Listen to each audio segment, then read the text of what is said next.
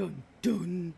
Hi friends, welcome in. Hi for new Jaded Neko, variety streamer. I do what I want here, and what I want to do today is diamond painting.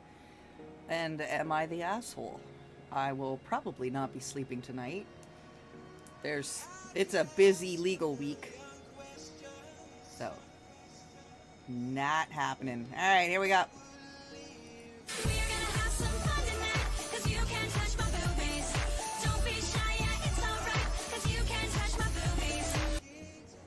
There we go. Anybody bitches? I played the intro. Alright.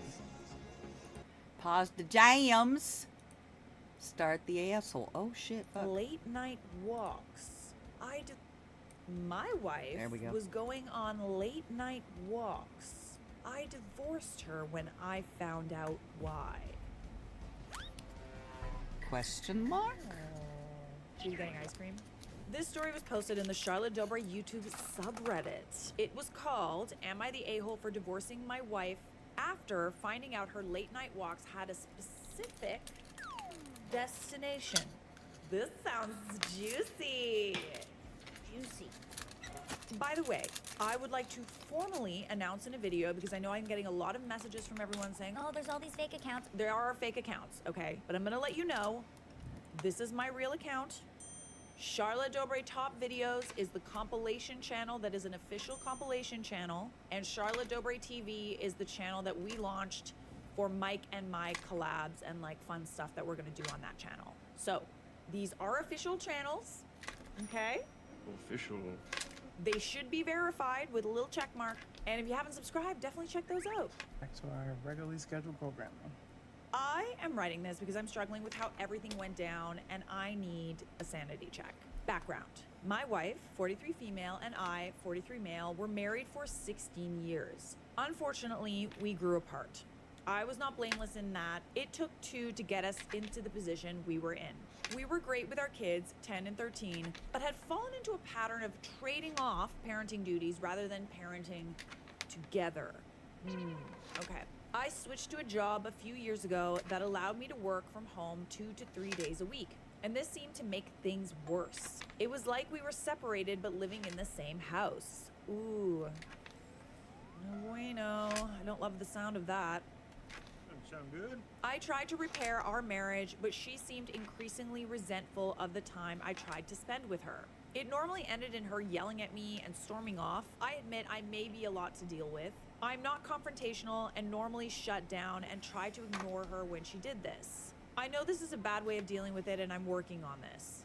I was very, very depressed, but trying to work through it. Toward mid-December, she started taking late night walks after we put the kids to bed. How long were these walks? Did she smell afterward? Curious and curiouser. I tried to give her space for her time and even offered to join her, but she preferred to go alone. I usually stayed up for her, frustrated or worried. I even bought her protective lights to keep her safe, as the roads in our area do not have lights or sidewalks. So the event. Fast forward to January 5th. She left at about 11 p.m. It was 28 degrees outside. I'm assuming that means Fahrenheit, which means it's cold. By 2:26 a.m., she still wasn't back. Ooh. I texted asking if she was still walking, no response for 10 minutes.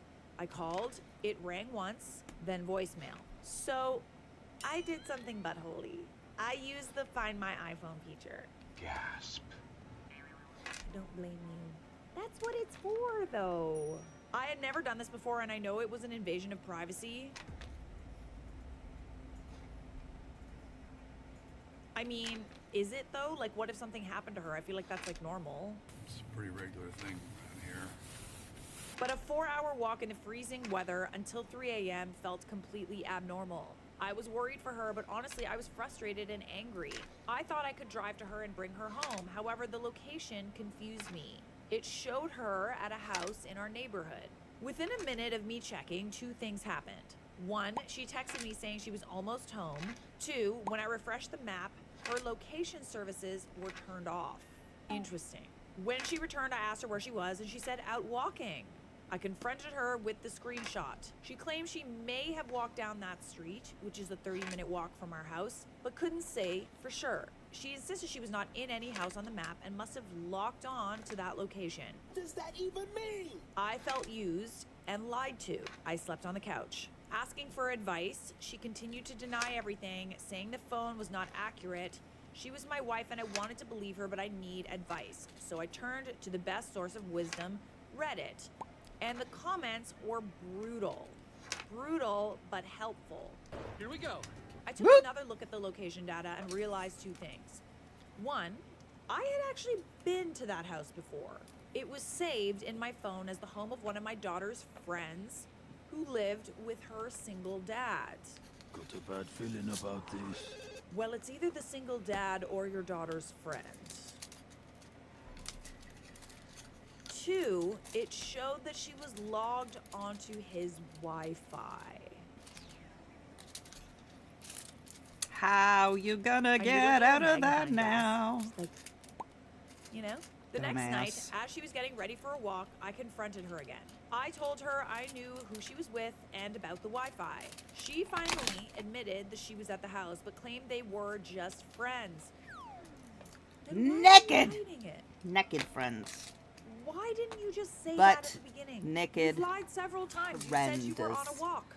Then when Friends confronted, with you said you never insertion. went to the house and that it was the Wi-Fi. The things were just attaching when they weren't attached. Okay, so we already lying here. So she said they were just friends as she needed someone to talk to. We live a 20-minute drive from her sister, mother, and other friends, but she claimed she saw his light on while walking and decided to hang out. At this point, I was very angry and told her we were done. The next weekend.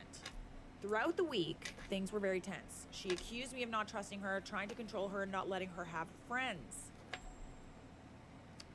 I mean, accused you. I would say that, like, if you are caught lying, that would mean that, yes, trust has been broken. So. 6 days later, on Saturday, she left early to go shopping. I took the kids and the dog for a walk at our local park. After about a mile, we looked ahead and saw a family approaching us. It was my wife, walking with this guy and his kid, holding the guy's hand. So she wasn't wearing her glasses, and we got fairly close before she noticed. Wow. That's funny. That's very funny. I would think that if one was cheating, one would, you know, I would think that that person would be smart enough to make sure that, like, if they were seen in public, that they would be able to tell when their husbands or boyfriends or wives or girlfriends are around. Not a good opportunity to take the glasses off, I'm just saying. It's kind of dumb. So when she spotted us, she actually ducked behind him and turned around to walk in the other direction. Shut the front door. Really? I did the same so we wouldn't make a scene. My kids asked why we were walking away from mommy. Oh my lord. And I told them we would ask her later. Wow. Man, chill up. Bombastic side eye. She came home hours later, furious at me for being at that park. Why is everything your fault when she's the one cheating? I literally don't understand. Her car was not in the car park, so how was I supposed to know? But even then, like, what, you're not allowed to go to a park anymore? Like, what do you mean? This is ridiculous. She yelled at me, then lied to the kids, telling them she just bumped into him and didn't see us. The end, I was done. I decided I could not trust anything she said, and I told her I was applying for divorce. I know I could have tried to work through it, but honestly, why? I was always the repairer of our relationship, and I could not let this go. She called me every name she could think of. She said I was controlling. I don't think I am. Accused me of cheating when I worked long hours. I didn't. And accused me of watching spicy videos. I plead the fifth. Well, at least you admitted to one thing. I did slow walk the divorce for months, hoping she would propose counseling or try to make amends, but she did nothing. No, because she was already cheating. She already wasn't part of that relationship. Hello? She She was. Hello. No, not in that one. I took it from the other one because it was charged. Thank you, Michael. There is so much snow outside. It's actually insane. It's always so crazy. There's so much snow. I definitely am going to need a different pair of slippers. No toe slippers? Can't go out in bare feet, you know what I mean? I have a foot fetish. Toe fetish. Love you, thank you.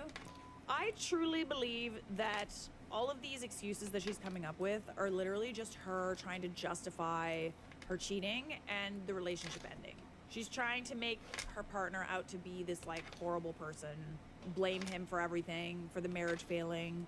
I'm sure that like it was partially his fault too, but like we also need to be able to take responsibility for how our own failures, you know? Can't just assume that everybody else is evil, okay? People are flawed. We're all flawed. I'm flawed. You're flawed. I have so many flaws. And we're not right in every situation. At least you're not right in every situation. I am, though. Silly. Silly, silly. Of course, I'm wrong in some situations. It's rare, but it's... Anyways, I am not the good guy in this. I did invade her privacy by tracking her phone. I did choose to file for divorce rather than continue to try to make things work. I could have worked harder and insisted on counseling before we split. We do have kids, and I've heard people putting up with each other until the kids leave the house, but that would have been another 8 years.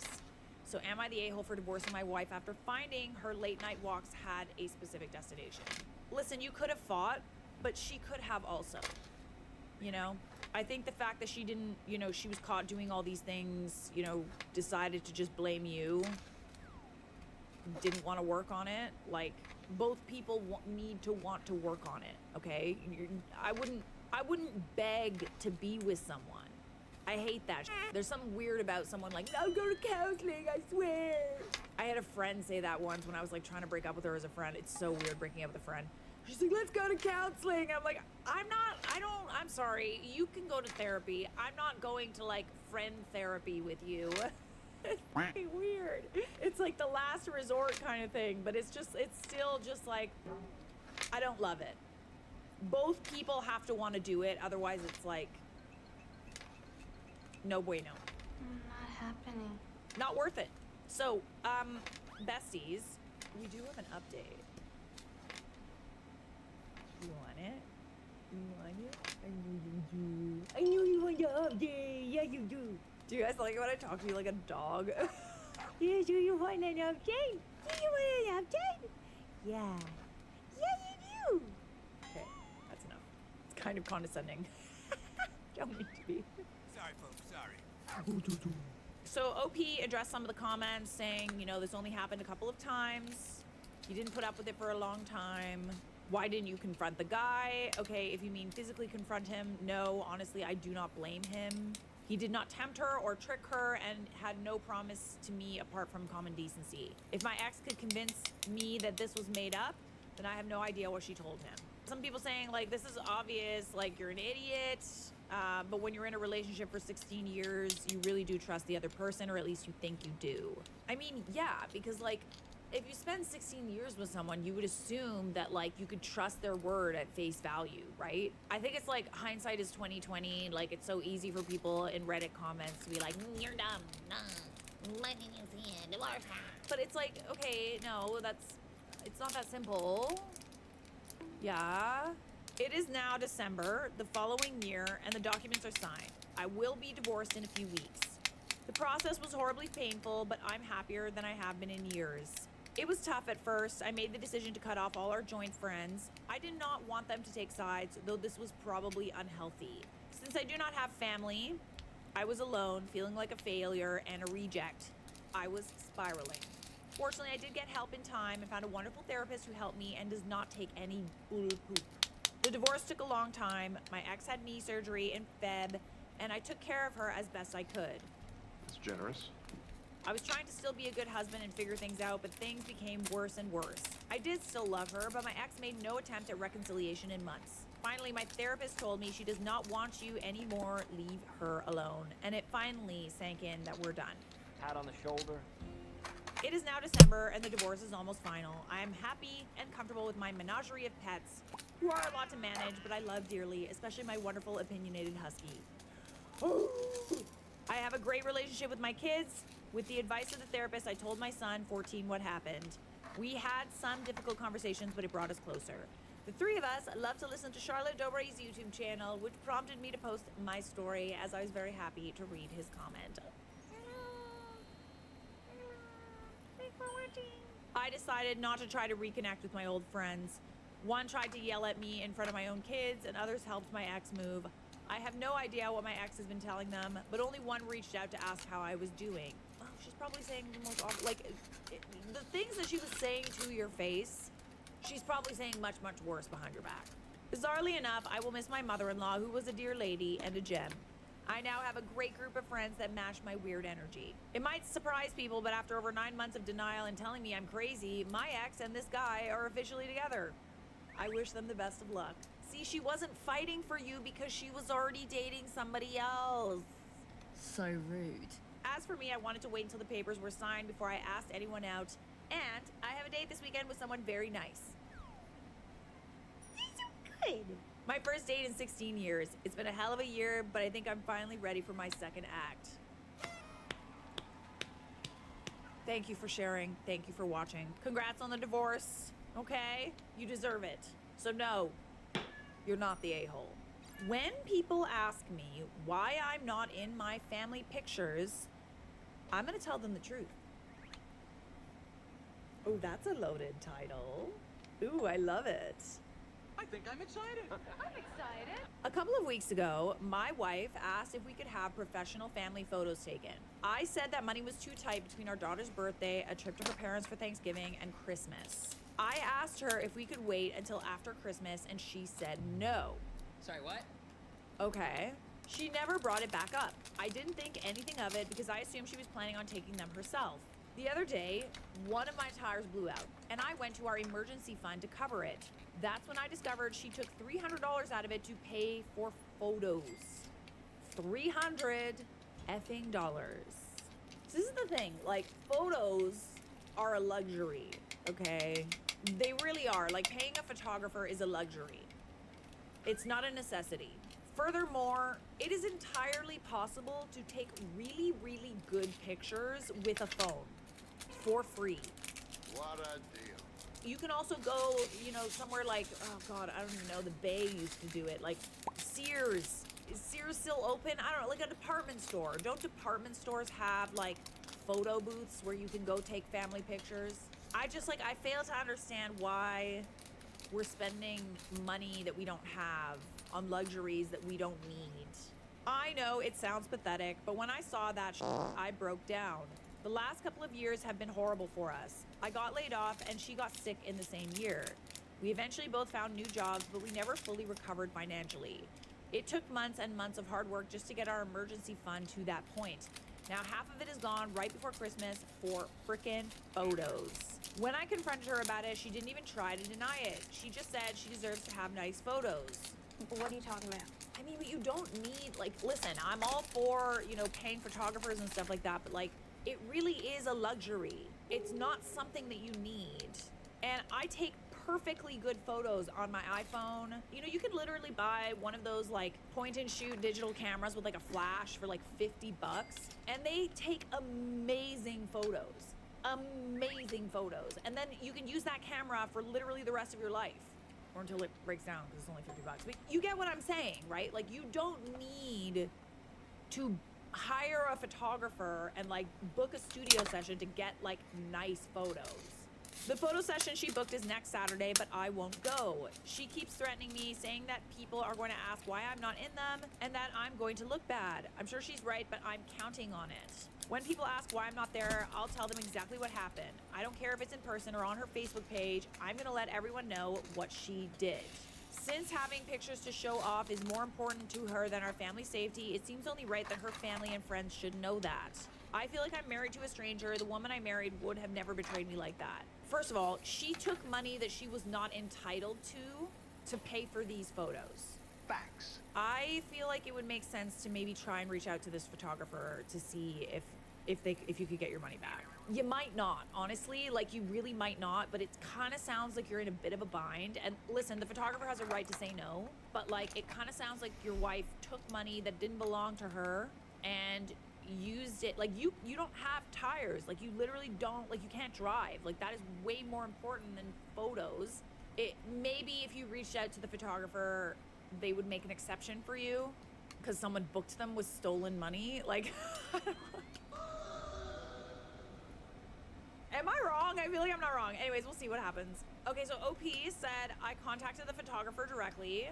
I didn't think it would work, but I decided to try it after so many people suggested it.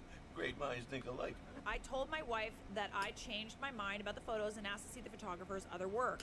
She gave me the website. Then I sent the photographer an email explaining the entire situation. I was shocked by how understanding she was. She refunded us right away. Oh, thank God. Oh, that's great. The only catch is that my wife is banned from using her services. I mean, I bet you anything your wife saw someone post like photos from like a photo shoot that they did on f***ing Facebook. And she's like, I want photos too.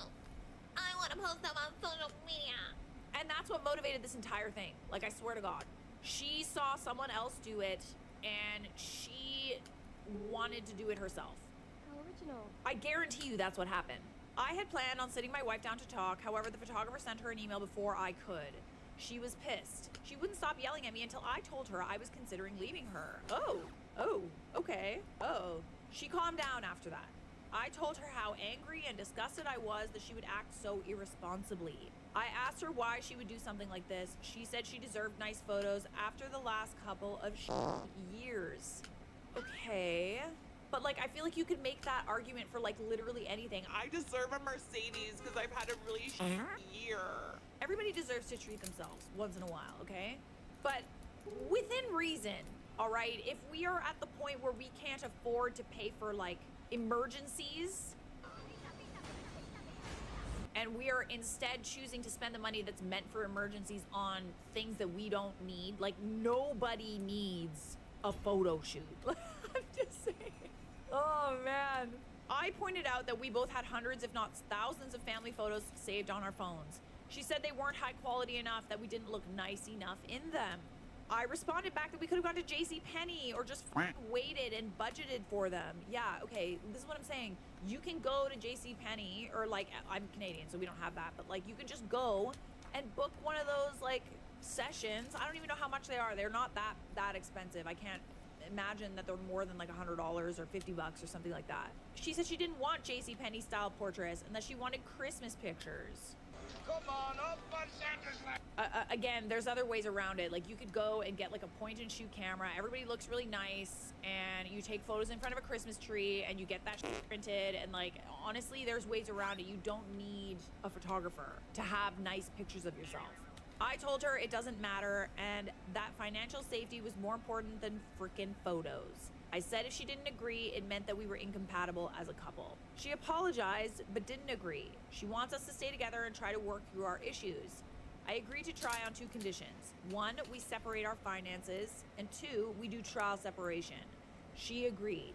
We're splitting the bills 60-40, which is proportionate to our incomes, and splitting the emergency fund 50-50. We're also taking turns sleeping on the couch. Dang. You feel very strongly about this, and honestly, I would not. I think that this is totally fair. I think that partially one of the reasons why OP is so mad is because like that also maybe like wasn't just her money to spend, you know? I get money, I spend money. Right? I know a lot of you wanted me to leave I her, don't but have I any can't do family that. pictures. Listen, it's definitely an issue. I don't know if it's divorce worthy. I want to see my daughter every day, not 50% of the time. I owe it to her to at least try and make this marriage work. As angry as I am at my wife, we've gone through hell together. I can't throw that away without trying to make it better. The trip to her parents isn't happening anymore. We evenly split the $100 we saved for gas. My wife can't afford the trip without my half. She's angry, I won't give it up. I told her that when I said separate finances, I meant separate finances. Besides, after paying for the tire and tow, my half of the emergency fund is depleted. I needed every dollar to build it back up again. I also want to stay in town with my parents. I suggested she dip into her half of the emergency fund, but she told me she already used it to book a different photographer for her. Jesus. Oh, Lord. Last Saturday, I borrowed a couple of sleds from a buddy of mine and took my kids sledding. I want us to build real memories together, not photos posted for likes. I think that 20 years from now, she'll remember that more fondly than the photo shoot her mother had planned. I think that you're 100% right. Correct. Is this a divorce-worthy fight? I'm sure it's not the only fight that you've had. It's for sure a fight because she wanted photos to post on social media to, like, show off. Social media is f***ed up, man. Like, make no mistake, the shit you see on social media is making you not value what you have. Not value what you have. You will see someone doing well in life, and rather than being happy for that person, you will compare it to your own life. It's messed up. I firmly believe that's what's going on here. But I think at the end of the day, it's like, wife needs to learn that, like, sometimes we have money to do lots of things we want, and sometimes we need to be careful. Kind of just sounds like she wants her cake and to eat it too. Like, she literally went and booked another photographer. That's insane. Oh, man. So some people pointing out, I was thinking the same, if they're talking divorce over $300, things must have been deteriorating beforehand. With sickness and job loss, times get tough. Marriages are usually on edge by then, and in fiscal irresponsibility, you've got a recipe for divorce. Yeah, but divorce is also very costly, you know what I mean? Money, money. It's not that easy, guys. Ain't that easy to get a divorce. Okay, some people are saying that Fuck photos yeah, at Mac. JCPenney are actually quite expensive. I didn't know that. I don't go to JCPenney. I remember going to Sears and it costing like $50. But that was also like maybe 20 years ago. So yeah, it does sound like there's been a lot more going on here. It's not just about the pictures. May the force be with you, buddy. And also with you. Shall we lighten the mood a little bit? Yes, please. Am I the a-hole? My boyfriend kicked me out of the shower to poop. I don't know, would you be the a-hole? Why would you be the a-hole in that instance? I got home from work today and I told my boyfriend I was gonna take a quick shower. As soon as I put shampoo in my hair, he comes in and is like, I'm so sorry, but you have to leave right now. I gotta go.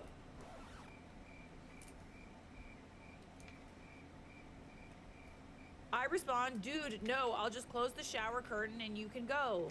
To which he responds, are you serious? You gotta get out. To which I'm like, dude, are you seriously asking me to get out of the shower right now? I gotta go home and poo.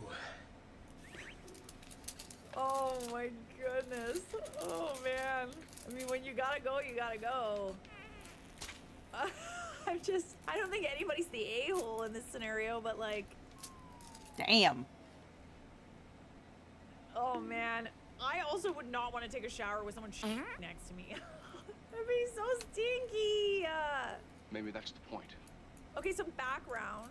We've lived together for 2+ years and are pretty comfy with each other, but he's definitely not to the point that we're pooping in front of each other. He has IBS, so when he's gotta go, he's gotta go. We also live in a cold place that's heated with a wood stove, and I haven't gotten the fire going yet, so I was standing, freezing and dripping and shampoo-haired outside the bathroom, waiting for him to poo. This is obviously not that big of a deal, but like, am I crazy thinking that it's a wild ass to make your partner leave mid-shower so you can take a job? I think it might be a wild ask, yeah. I don't think it's fair of him to, like, I understand he's not, like, comfortable. You've lived together for 2 years, okay? Yeah, it's not normal to, like, be in the same room as your partner while they're pooping. It's different. Peeing is different, you know? Like, it's like if I go to the bathroom with my friends, we're both in the stall, like, kikiing or whatever, and I'm peeing, and then it turns into a poop, it's like, okay, babe, you're gonna need to get out of the stall. Okay, sorry, babe. I'm actually. Could you leave? It's because it's the faces, you know. It's like the. But it's not like you would be looking at him, you know. I don't know. I think that it's not a big deal. You were fine with him just pooping next to you. He was not fine with pooping next to you. It is a bit much, you know. I don't think it's fair of him to ask you to leave. But let's see what everybody else said. Not gonna lie, I wouldn't want to be in the shower while someone was actively pooping in the same room, but maybe that's me. I wouldn't want that either. Sure. I wouldn't want that either, but like, why does he get the bathroom when he needs to poop. Like, he gets automatic bathroom. What's the word I'm looking for? Precedence. Dibs. Oh, I gotta poop. Nobody else is allowed to do anything until I poop. And also, she was already in the shower. Okay? That sucks. It does really suck. Right? If my husband barged into the room and said, sorry, you need to leave right now, I'd leave immediately, no questions asked. I don't want to be a party to whatever is that urgent. I mean, okay. Yeah, it depends on how urgent. IBS. Fair enough. Yeah, that's kind of fair. Listen, you're not the a-hole. He's not the a-hole. It was a weird situation. Some people are saying, honestly, we're just gonna have to do it at the same time. I'm not leaving the bathroom soapy and cold because he can't poop with, with an audience. It's just bodily functions. I'm not that precious and neither is he. IBS wouldn't change that. It's not ideal, but he'd never ask me to be physically uncomfortable because he was emotionally uncomfortable. Edit to be clear, I'll rush the shower, skip shaving and other unnecessary steps, shorten the post-shower routine or fully push it back, but I'm not leaving the water till the shampoo is rinsed and conditioner is applied and rinsed, period. This is a very niche and strange thing, but like, I'm curious, would you, like, in this situation, what would you guys do? Like, honestly, our bathroom, we have like a separate water closet for the toilet, which is, it has its own like thing that like, it has its own like ventilation. So if he needed to poo while I was in the shower, it wouldn't be a big deal for me. Yeah, I'm honestly not a good person to ask. Why don't you guys debate in the comments? What would you do in this situation? Situation. I was asked to pay for my own engagement ring. I don't love that. What should I do? This was posted in the Charlotte Dober YouTube subreddit. Hey Charlotte and Potatoes, congrats on your beautiful wedding. Thank you very much, honey. I'm new here and your stories frequently get me through my day. Here's the issue. My 38 female fiance, 44 female, proposed and everything seemed wonderful. I rode the high of the engagement for a few months. She eventually told me that she had bought the ring on credit, which didn't seem unusual at all. That was until she started receiving debt collector calls. Oh no! Oh. Backstory, we are both older adults and both have good jobs with decent income, with her making a bit more than me. It's not a first marriage for either of us, and though I wasn't expecting a proposal, it's important to know that I'm not typically one to care about anything big or fancy when it comes to jewelry. Simple and elegant is perfect. I do know that an engagement ring should traditionally be roughly the value of 2 months' salary for the purchaser, correct? Thankfully, this one was not that expensive, but it was only about 1 week's salary for her. It's not that I'm like upset about the cost. What I'm confused about is that she couldn't afford 1 week's salary for a ring and is now in trouble with debt collectors. It's very confusing. Like, I would be concerned about her financial responsibility more than the ring. So she bought it on a whim and used store credit. Okay, store credit or wait, I thought she used her credit card. Bought it on credit. I'm confused. I thought you meant credit card. Store credit or credit card? Which is it? However, unbeknownst to me, she never made any payments. According to what I was told, the creditors started to get very aggressive and were threatening to show up and take the ring right off of my finger. Okay, so maybe the store had like a credit situation, like you could buy it and then pay later. Is that what she's getting at? I don't know. Okay, I'm assuming, yeah. Creditors started to get aggressive, were threatening to show up and take the ring off my finger. She knew I had been saving money for something else and asked me to front her the full price of the ring, plus interest and fees, out of my savings to get the debtors off her back. As mentioned earlier, it wasn't super expensive, so I can afford it. I just feel like I shouldn't have to. That's fair. My friends think I'm crazy for considering paying for it, Our wedding is next summer. I love my ring, but I don't know what to do. Honestly, I would give the ring back. Not to her. I would like, oh, they're gonna take it off her finger or whatever. It's like, okay, then just, I don't know, man. Like, I'm not uncomfortable about like the cost of the ring. What I'm uncomfortable about is her not being able to afford a ring that's very modest. I would be concerned about going into a situation like a marriage with someone that doesn't have good money management skills. Because by the way, when you get married, your debt becomes their debt and their debt becomes your debt. Just FYI, okay? It's not separate. So choose wisely. This is a pickle. I feel like there's always going to be resentment there until she pays you back. I'm curious if she has shown like a pattern of like not being able to have good money management skills. I'm not entirely sure about any of that. Like if it's a one-time thing, I understand. But yeah, I honestly, I feel like, I hate to say it, but like, and I know you're engaged to this person, but like, reconsider this relationship. Personally, I'd give the ring back and wash my hands of them and their bad decisions. Yeah. There's a lot of really bad decisions leading up to like her not being able to pay for this ring. So she bought the ring, never made a payment on it. So people are confused about the store credit. I mean, I think it's like one of those things where like you tell the store that you'll pay it in installments or something. So store credit is like, and can actually be a credit card. The store gave her credit. She charged the ring with the promise to pay. And then when the monthly bill came due, did not pay. OP confirmed and said exactly this. I don't think she even made a down payment. Some people are saying like this is actually kind of like a weird, sketchy excuse. Like who the hell just shows up and threatens to take rings off people's fingers unless they're in the Italian mob? Even that story in general sounds weird. Like maybe her fiance is trying to get out of paying for the ring entirely and is just using some like scary story to like, you know, I don't know. You know what? You're onto something, I think, comment section. I love potatoes! You know, a lot of people are like saying run.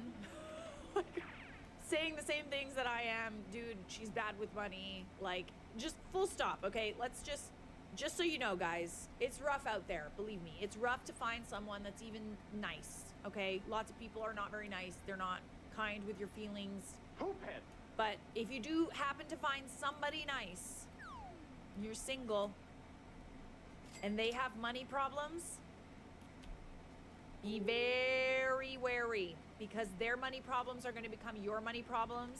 And I don't know, you got to really, really assess whether those money problems are something that you want to be taking on, especially if you are someone who is financially responsible and now all of a sudden you have a debt that you now have to deal with, and like issues that come up that only come up if you are financially irresponsible.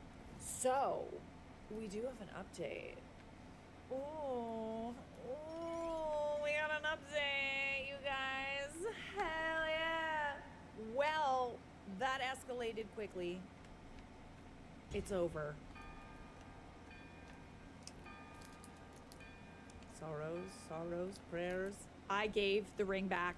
If you commented that she was hiding something, which was so many of you, get your popcorn ready. Where's my popcorn? Where is it? I should just have a little popcorn machine. Okay, so first to clarify, we did not live together. She lives a couple of counties over where she works. Let's go, lesbians, let's go! So we saw each other on weekends and communicated by mostly phone during the week. She was working on transferring locations and we would live in my house. So luckily we never shared housing costs. Now back to the story. I know I sounded immature and desperate, as a few people stated, and I guess y'all were right. I was blindsided by excitement and emotions. I took some time to think about everything that my friends and y'all said and decided how to move forward. I needed to be open and honest, but I wanted to approach the conversation in a positive way with the intention of improving our future. She came over, as usual, and we sat down to talk over dinner at my house. The moment I mentioned finances, I noticed a change in her demeanor. Her body language and tone became a little defensive. Not a lot at first, but noticeable. I laid out all of my financial details and asked if we could look at hers as well, so we could make some plans moving forward and discuss what our future goals were. So just FYI, if you are entering into a marriage, Like, either you can do this or your lawyers can do this or whatever, but, like, you are both supposed to declare exactly what the f*** is going on with your bank accounts. I need to see their debt. They need to see my debt. They see my money. You see their money, okay? This is normal. While I know I'm not the best with money, I'm comfortable on my own. I don't have credit cards. My only debts are my house and my car, and I pay my bills on time. I don't have a huge savings or any investments other than the basics provided by my job. Someone mentioned I should start saving for retirement, and they're right. Now, when I say that the world turned upside down quickly, I'm not kidding. She wanted nothing to do with the discussion. So, yeah, unfortunately, that's not how things work. I mean, at least not when you're, like, you know, talking to a lawyer and you're talking about, like, marriage contracts and stuff like that. Like, you need to know what's going on with those bank accounts, honey. And the credit cards. Apparently, I crossed a line by asking to see her banking and credit information. Since I had trusted her up until this point, she suddenly thought I must have motives to take her money. No, it's a normal thing. Like, you guys are getting married. These are normal things that you need to be discussing. She couldn't believe I didn't just want to continue to take her word for it. Okay. The discussion got very heated and fast, and her anger was irrational to me. She turned into a completely different person and said things I never expected. Oh, buddy, she's got a lot of debt, doesn't she? She accused me of all kinds of random things. After things escalated, she said, fine, if you want to know, and proceeded to tell me she had $50,000 in credit card debt that she and her ex racked up over a few years. There it is. I guess that's where all of her money was going. Or maybe she wasn't paying that either. I'm not even sure how she got a jeweler to give her a line of credit with that history. Or if her story about that is even true at this point. I'm laying odds it was not. I tried to ask why she felt like she couldn't tell me, but she was past any reasonable communication at that point. At no time did she agree to let me see any records of any kind. I still have no idea what is true and what is not. I'm sure there was shock all over my face. This is, no bueno. Yeah. She's acting like a little criminal. Like, you're a criminal? She's acting defensive, like she has something to hide, like she's getting mad at you. These are normal conversations that people have when they're getting married, okay? This is not like you're asking too much of her. Everybody has a right to know exactly what is going to be legally their obligation once they get married. After a good while of this, I excused myself and took a few minutes to calm myself down. I texted my best friend to put her on alert as backup just in case. Then I put on my big girl pants. Ooh, love some big girl pants. Walked back out and handed her the ring. Ooh, good for you. Good for you. This is, yeah, major. I told her to return it or do whatever she wanted with it. I opened the door and asked her to leave. That's when the waterworks and love bombing started. I've read my share of love bombing stories on Charlotte's page, and this was classic behavior. Isn't it crazy how, like, I've gotten so good at spotting manipulation that, like, I don't even, I'm like impervious to it now. Like, I'm just like, but you have to be totally dialed in and, like, really kind of zoom out of the situation. Like, if you were watching a play of the situation, like, where the audience had absolutely no emotional ties to you or your partner, what would they think is going on? That's how you need to view a situation where you're being manipulated. I just wanted her to go. I tried to steady myself like I was dealing with a toddler. I was super messed up inside, but I tried not to let it show. When she couldn't get a reaction out of me, she finally left, cussing the whole way out, saying I'd regret it and how stupid I was. My bestie showed up a little while later with a bottle of wine she grabbed on her way out the door. I have ignored the messages and calls since then. I'm not blocking her yet in case it escalates and I need records. Good for you, you're listening to me. Good, good job. There are a few things of hers at my house that I should get back to her, but I'm tempted to just throw them outside and tell her she has one chance to get them. I'm dumbfounded. I'm not even sad. Mostly I'm mad at myself for believing all the romance and affection was genuine and that I didn't catch on sooner. Listen, it's entirely possible that both things can be true. I think it's possible that she, like, had love and affection for you, but at the end of the day, like, love is not enough in a lot of ways. It really is not enough. Come on, in this economy. Who knows what else she was hiding, as if that wasn't enough. But it does matter at this point. I have a lot to learn before attempting any relationships from here forward. Thank you to all the potatoes who helped me see the reality of the situation. Pretty sure I felt that bullet fly past me. Hope this is the end of it. I'm very happy to hear. Oh my goodness. Seriously, like, it's one thing if she came to you and was just like, I honestly, like, I have something to admit. Like, I'm really ashamed of it. Like, this is the reality of my situation, and I'm really sorry, and I don't want to burden you with it. Like, I can totally understand that you, like, if you don't want to marry me anymore, you know, but she didn't do that. She was, like, hiding it and being sketchy about it, and, like a little rat, like a little, like, you know, like, there's so much about this situation that there was red flags here. I wouldn't have even been surprised if she wanted to give you the ring so that you would help her get out of debt. It's entirely possible that she did love you. I just think that love is really not enough in many cases. You got to think about things logically and think, are you really willing to affect your own life negatively because you love another person? If the answer is yes, that's totally up to you. But if not, it depends on the person, doesn't it? But if not, you're done. Am I the a-hole for making my wife ride in the back seat because she couldn't stop distracting? 36. Sounds like something Mike would do. I can be very distracting. This happened over the holidays, and my wife is still upset with me over it. Our family went to visit my in-laws for New Year's. It's about a 3 to 4 hour drive, mostly highway, but it takes us through 2 metro areas with pretty significant traffic. My wife, 37 female, gets nervous about driving in traffic, so I always drive when we visit her family. She also tends to get car sick on longer drives and needs to sit in the front seat to help ease it. She has tried taking Dramamine in the past, but she had an allergic reaction to it, so she doesn't take it anymore. I love my wife with all my heart, but she is not good at sitting shotgun. She makes huge reactions to any change in traffic. Over there, look! Grabbing the handle, putting her hand on the dash, gasping, telling me to watch out. It's not like I'm an aggressive or risky driver. I've never even gotten a speeding ticket or been in an accident. It sounds like a lot. But if there's a car a half a mile ahead of us that puts on the brakes, she freaks out and acts like we are all about to die. Oh, okay, this is interesting.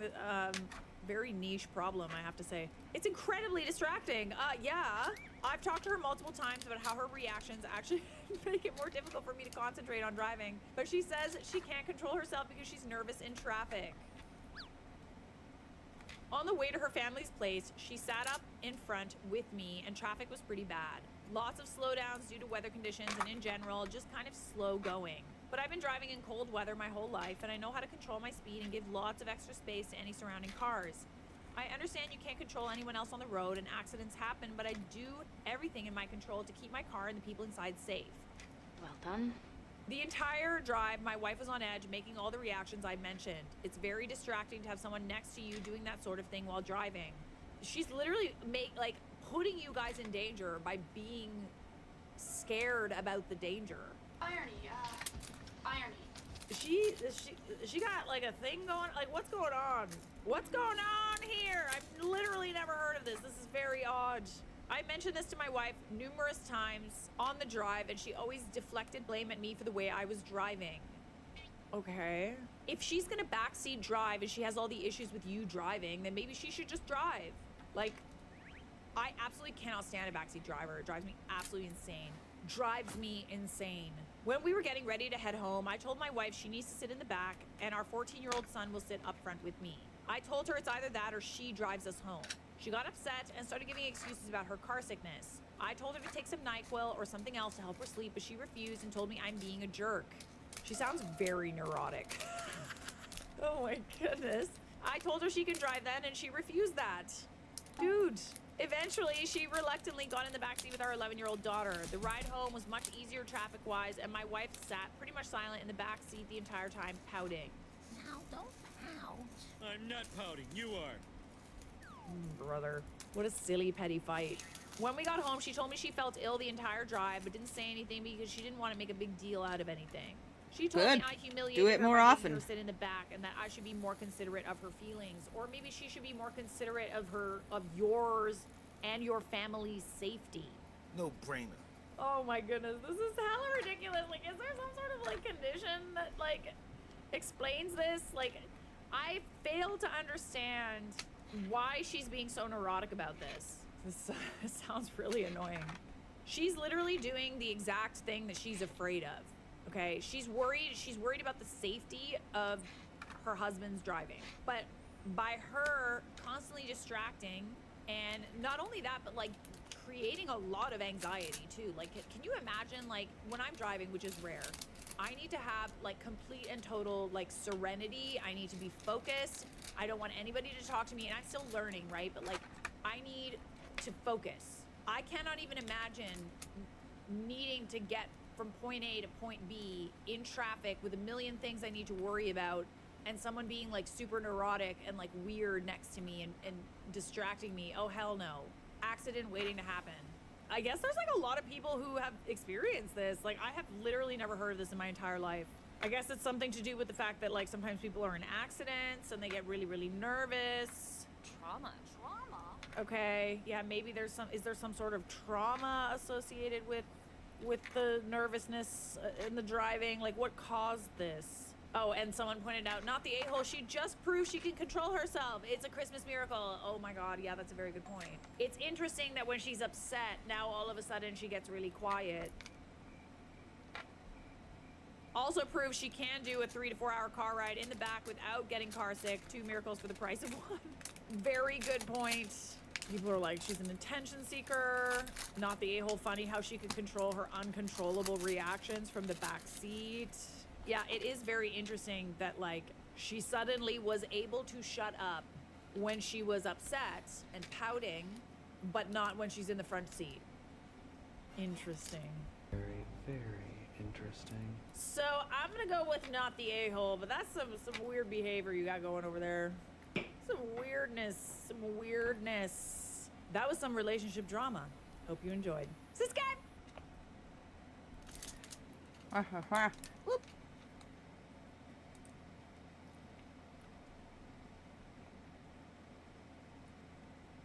Alright.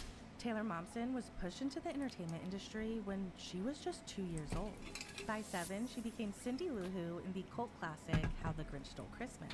All right, my next guest, only 7 years old. Please welcome Taylor Momsen. Taylor spent her entire childhood jumping from one movie to the next. And just when she finally got a chance to be a normal kid, the industry pulled her right back in. This time as the iconic Jenny Humphrey on Gossip Girl. You know you love me. XOXO. Gossip Girl. Virtually overnight, her life would be flipped upside down as she was catapulted into stardom.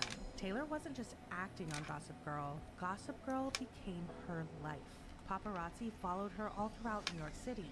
Gossip blogs started targeting her, and the internet bullied her. The worst part is, Taylor never wanted this life. She didn't want to be a product. What she wanted was to be a rock star. So she would have to completely shatter the Little J image in order to follow her dreams. Get me out of this. I can't do this anymore. This is killing me. It wouldn't let me out of the contract. The head of Warner Brothers said, fuck Taylor Momsen. No fucking way.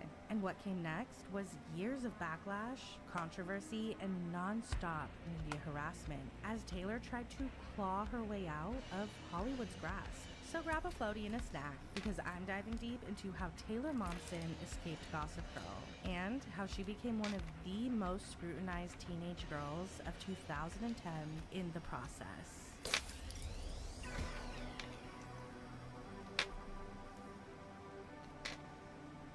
Make me wanna die.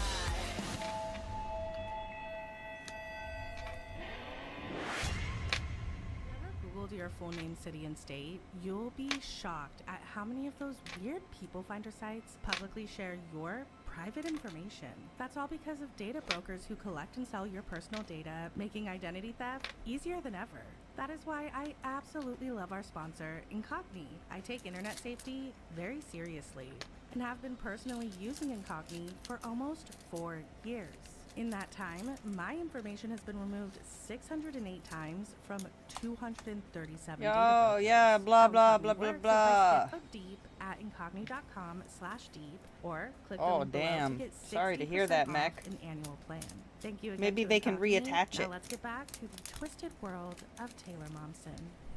We've done many deep dives on the world of child stardom, where they all have a pretty similar journey into the entertainment industry. You know, their parents pushing them into it before they can even formulate a sentence. Taylor Momsen was no different. In 1995, her parents Michael and Colette Momsen signed her to Ford Models when she was just 2 years old. In the 90s, Ford wasn't just any agency.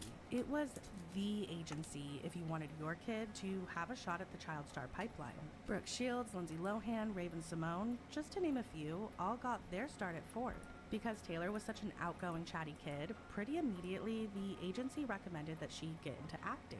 By the time she was 3 years old, she went on her first ever audition for a national production and ended up scoring the role as the cute shake and bake kid. 35. For the next couple of years, Taylor would continue doing small acting roles, appearing in an episode of Cosby and Early Edition. However, her big break came in 1998 when she started the very long audition process for Cindy Lou Who in How the Grinch Stole Christmas. I'm Taylor Momsen and I play Cindy Lou Who in How the Grinch Stole Christmas, and I'm 7 years old. She got her big break being cast in The Grinch. We did a lot of auditions. I narrowed it down to about 3 girls, and I feel really privileged that I got chosen. She was very good at what she did and just a real kind of unaffected kid, you know? It was great fun working with her. Merry Christmas, Mr. Grinch. Taylor has always said that she absolutely loved working on The Grinch. From the handmade set that brought the magical Whoville to life, to attending Who School alongside acrobats and Cirque du Soleil performers. For a 7-year-old, it was like stepping into a fantasy world, not just a movie set. Now, The Grinch would end up completely changing Taylor's life. Not just because it was a massive box office hit turned cult classic, or that she got to meet the Queen, but because it was the first time she ever set foot in a recording studio to sing the song, Where Are You Christmas? It was in that moment she realized her true passion wasn't acting at all. It was making music. And she sings. And she sings too. Yeah, she loves I love to sing. This is a song, it's called Rescue a Pet, and I wrote it, and my dad plays a tune to it. Rescue a pet today! Rescue a pet today! Taylor's childhood would become increasingly chaotic and isolating. She was always in and out of school, being bullied for being the Grinch girl, and never staying anywhere long enough to make real friends. Her dad stayed behind in St. Louis while Taylor was constantly traveling and living out of state with her mom, jumping from set to set on projects like Spy Kids 2 and Hansel and Gretel. After a few years of this, her managers thought there was only one logical next step in her career: the Disney Channel machine. Taylor was actually in the top 3 girls being considered for the lead role of Chloe, later renamed Miley, in Hannah Montana. You went for Hannah Montana for the role of that. Yeah, I was like 8 or 9, I guess 8 years old, I think. It's great for Miley. I'm very happy that the show has done so well for her. I can honestly say I don't think that it would be the success it is if I was a part of it, because I would have just told everyone off. After Hannah Montana fell through, Taylor took a break from acting and would move to Maryland with her family. For the first time in her life, she got a taste of what a normal childhood was like. Going to school, making friends, and she even started a garage band. It was the happiest she had ever been. But unfortunately, she only got one school year of normalcy before her agent and manager approached her with a role for a new TV series that was in development called Gossip Girl. Since she was only 12 years old at the time, they thought she would be perfect for the role of Jenny Humphrey, the youngest character in the cast. At first, Taylor rejected it. She wanted to stay in Maryland with all her friends and her band, but the powers that be pressured her. And that's when Gossip Girl came around. They go, you're gonna move to New York, you're gonna audition for this, and you would have to move to New York for it. No, I don't want to do this anymore. I love where I'm at.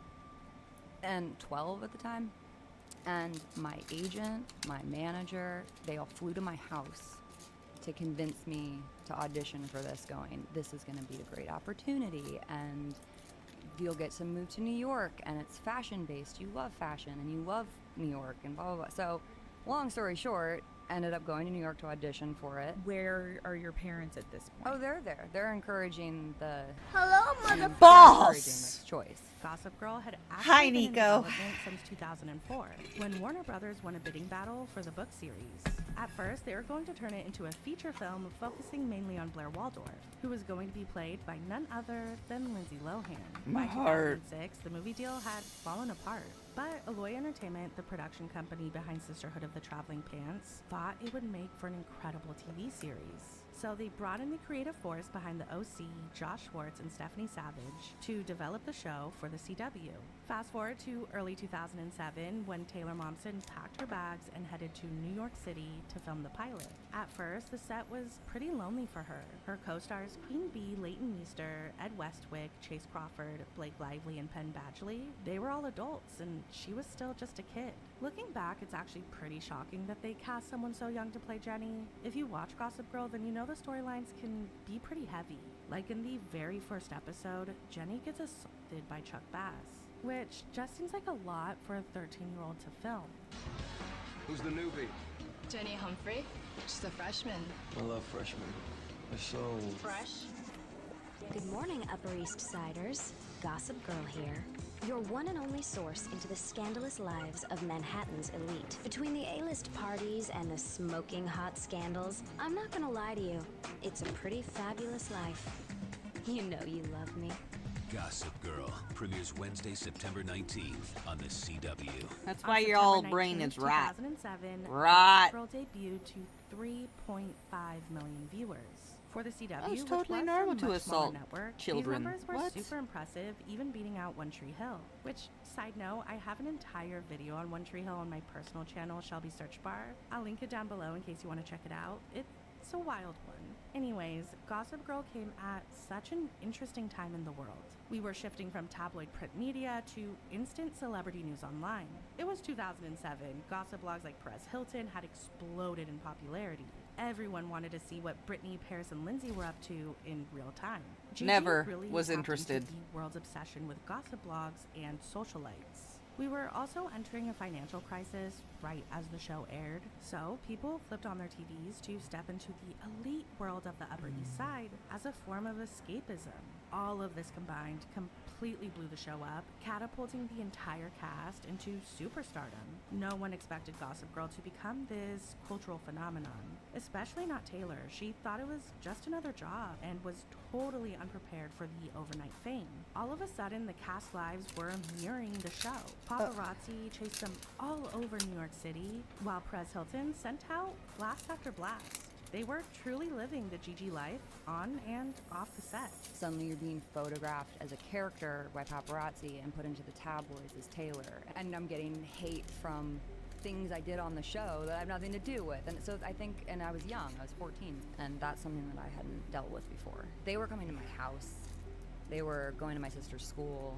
They were everywhere, and that feeling of kind of being watched and stalked is just, it's intimidating, I guess it's unnerving. In 2008, after Taylor turned 15, she would start becoming a regular headline on Perez Hilton, where he would begin commenting on her body, saying she looked frail and needed to eat. He also released a photo of her smoking at a party with Chase Crawford and Zoe Kravitz, which led to reports that she frequented the iconic Gossip Girl roof deck parties at Chase and Ed's apartment. We just called it roof deck, and he would invite a bunch of people. We'd bring a Bose speaker and some big bottle of vodka or whatever, and just Right. have a party up there all the time. But they did turn out to be pretty fun, kind of well-known party. Chase and Ed lived together at the time. That The was rooftop party. Okay, so you frequented the rooftop. Oh yeah, I would spend a lot of time at their apartment. Now, what really set the internet on fire was a Page 6 article that dropped in December of 2008. They claimed one of their little spies spotted Chase Crawford and Taylor Momsen kissing outside of a work holiday party that they attended together. Almost instantly, rumors Hi, of the Nico romance Bubby. flooded the gossip blogs, and Mwah. Chase got some major backlash considering he I was mean, 23 I would appreciate it and if Taylor you didn't was make me 15. poop myself Reps for on both of stream. them That'd be quickly cool. denied the story, insisting that they were just good friends. Fans weren't buying it though because at the same time, their characters Jenny and Nate were starting a fling on the show. Paparazzi photos of them kissing during a scene were already all over the internet, causing speculation that that's when their real-life romance started. How old are you though? You're pretty kidding. How old are you? 15. And how old is Chase? Your pay guy? He's 23. But it's like, it's not weird though, because we're all like really close, so. Oh, it's not weird that he's 23 and I'm 15. Partying rumors and alleged romance with Chase were just the beginning. Taylor didn't know it yet, but she was heading straight into a 3-year-long media firestorm, where she would be relentlessly targeted by the tabloids, becoming one of the most scrutinized teenage girls of this era. You know, behind the scenes, Taylor just wasn't happy. She never really wanted the Jenny role in the first place, but she was trapped in a 6-season contract. After season 1, Taylor decided she was done being a tool for other people and was ready to go after her real dream, making music. See, ever since she was a little girl, her dad would play her rock records. That's how she became obsessed with bands like the Beatles and Soundgarden. So, during filming for season 2, she decided to start a rock band. That's when she met Kato, an incredible music producer who worked with Paramore, and his best friend Ben, a guitarist and songwriter. Together, they formed the band The Reckless, later changed to The Pretty Reckless because of trademark stuff.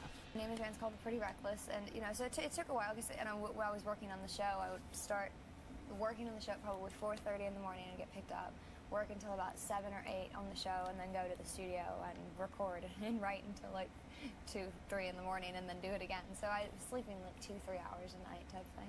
When we first were asked to kind of get together and work on the record, work with Taylor, and we're like, oh come on, 16-year-old teen celebrity, come on. And then we went in and we heard the tracks. We're like, okay, this sounds all right. Then we heard her open her mouth and sing. We're like, okay, this is the real deal. It didn't take long for them to get signed. By May of 2009, it was announced that The Pretty Reckless scored a record deal with Interscope. Jimmy Iovine praised Taylor, saying she had raw vocal talent and an incredible presence. Just 2 months later, The Pretty Reckless would embark on their first ever tour, opening up for the Veronicas. How are you, little Jay? Don't call me that, I'm Taylor. Gossip Girl fans will like the record? I think it's going to take some getting used to, for sure. I think it might be a little bit of shell shock, because it's rock, man. If people are going to say what they're going to say, they're going to think I'm an actress turned singer because I can do it. And it's not what it is. I've been singing longer than I've been acting. I've been writing music for my entire life. When the news broke that Taylor was in a rock band, the internet erupted, and not in a good way. She was called a wannabe singer, a poser. What happened to Cindy Lou Who? Who does she think she is? She'll never be a rock star. It's a hot topic phase. She's just another child star rebelling. Hating Taylor Momsen was becoming popular, and Perez Hilton really latched onto that and started to post about her non-stop. At one of her first shows for the Veronicas, he posted a photo of her where her underwear is showing, titling it, quote, "Oops, there's my crotch." He continued with, quote, "Hi, Cindy, and we're sure she's a virgin, right?" Mind you, she had just turned 16. Now, back behind the scenes, Taylor is wanting to go full-time with her band and is desperately trying to get out of her Gossip Girl contract. But the network executives are refusing. It started with I don't want to do this anymore, but you're in a lock-and-key contract with CW, Warner Brothers, all of that stuff. It came down to, it was a very long battle of me arguing everyone and going, get me out of this. I can't do this anymore. This is killing me. Like, I have something else I want to do with my life, and it has nothing to do with this, and I can't be stuck here anymore. You're called ungrateful, and you're called, like, all the things that come along with how dare you turn your back on something that's been so successful for you. But it came down to they wouldn't let me out of the contract. The head of Warner Brothers said, fuck Taylor Momsen. No fucking way. Because she couldn't get out of her contract, she at least wanted to change Jenny's style. And this is when we see her character go from Little J to Dark Jenny. In an interview, creator Josh Schwartz said, quote, "Jenny's transformation wouldn't have happened had Taylor wanted to be Jenny. It was hard at a certain point to write for the old Jenny. We had to write for the new Taylor." And it wasn't that I was changing the way I was dressing, it was just that I started dressing myself. So, so people were kind of going, she's a poser and she's very fake and it's all put on to try to be a certain way. And you're really seeing me. I'm kind of bearing my soul on stage and in the way I look and dress and present myself, and it's just the way I am. So I just get dressed like everyone else, but see, people seem to care that my stockings are ripped, and I used to get yelled at for it. They seem to think that I am Jenny Humphrey. that is the biggest thing, and it's like I'm a different person. You know, it's a character I play. I am not synonymous with Jenny Humphrey, everyone. I'd like to make that statement. The more Taylor was criticized for her style, the more she leaned into it to rebel. She said it was very much, oh, you think my black eyeshadow is too much? I'm gonna put on more. Even Anna Wintour was commenting, calling her raccoon eyes. Hollywood Life said her style was not that of a high-class hooker, more like low-class, and that's being generous. She was called trashy, a prostitute, and a slut on a daily basis. Her response? A Revolver magazine cover wearing lingerie. Now, what also went extremely viral around this time was Taylor's tampon string. During a performance for Warped Tour, a photographer shot up her dress and blasted the pictures out. I'm on stage. I'm 16. I'm playing a show. I'm wearing a little dress. I have underwear on. But a photographer goes and shoots up my skirt, he kneels down, shoots up my dress, and my tampon string had slipped out. And so my tampon string was sticking out of my underwear. Perez Hilton puts that on the home page of Perez Hilton. You can see like the side of my pussy and everything. I'm underage. The violation and his headline, I don't remember what it said, but the headline was very negative of like slut. Look how trashy Taylor is. Within weeks of the tampon string story, Taylor was in the headlines again for being an out-of-control diva on the set of Gossip Girl. Tim Gunn from Project Runway made a guest appearance on GG where he had to do some scenes with Taylor. He told E! News, quote, "She was pathetic. She couldn't even remember her lines, and she didn't have that many. I thought to myself, why are we being held hostage by this brat?" He further stated that the director said, "It's like this every day with her." It was clear Taylor was done with the show. She was appearing less and less in episodes. Reports even started circulating that she had been suspended indefinitely. The CW made a statement saying that's not true, she's contracted until season 7. While the network was still refusing to let her out of the contract, the writers agreed to write her out of the show. Josh Schwartz basically said she was a kid when those contracts were signed and that they needed to respect her decision. Basically every interview Taylor did, she was asked about leaving Gossip Girl, but at first she had to stay silent about leaving the show permanently because the CW wanted to keep it open for her to maybe return. Is little Jay ever gonna go back to Gossip Girl? Well, the show's been very great. I mean, they've been very supportive of my music because I have this band, The Pretty Reckless. Yeah. And we just released our record yesterday. It debuted #2 on iTunes, which is awesome. I like that. #1 on the rock charts. I'm very excited. Really? That's hot. It's very unbelievable. We have the best fans. On August 27, 2010, Light Me Up, the debut album by The Pretty Reckless, released to the world. Critics praised Taylor, saying her ability to mix soulful swagger with a heavy metal grit makes for one of the best debuts of the year.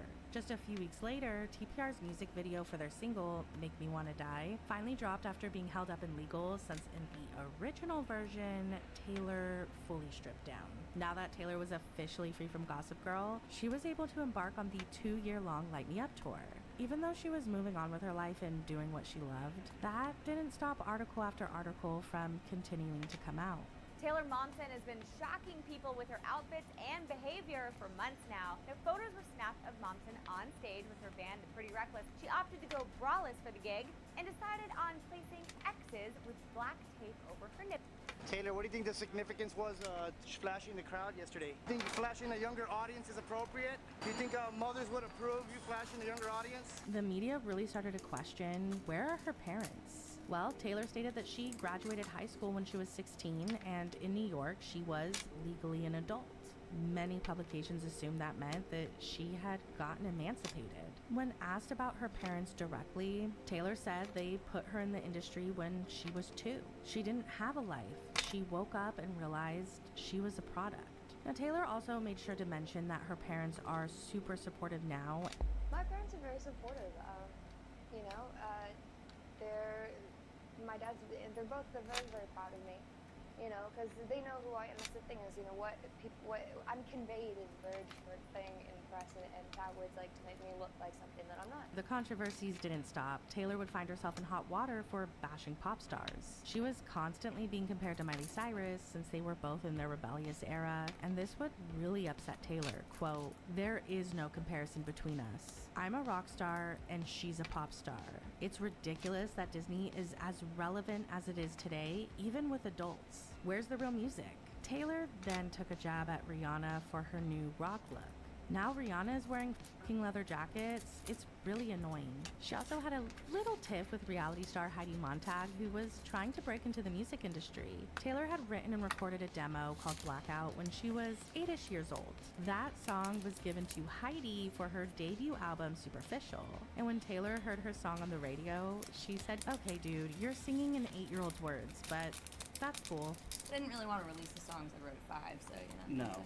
To wait till I wrote a record. Heidi Montag was fine with it though. Nah, that was a weird one when I got that phone call.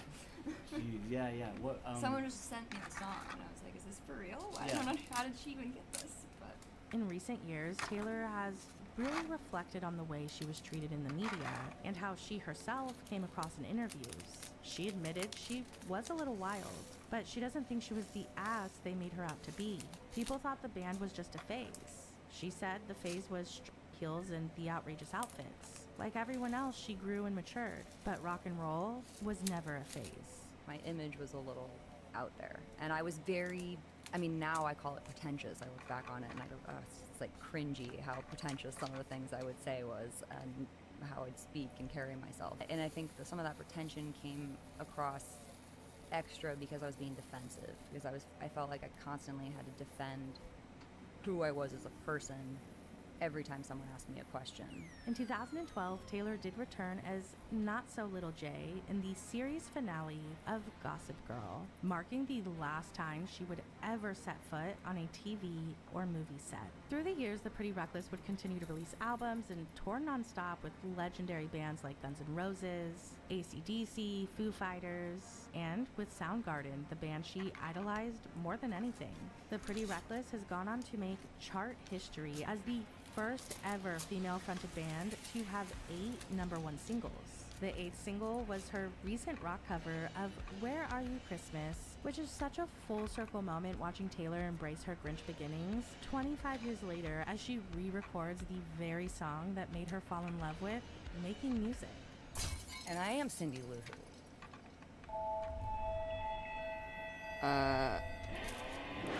Okay.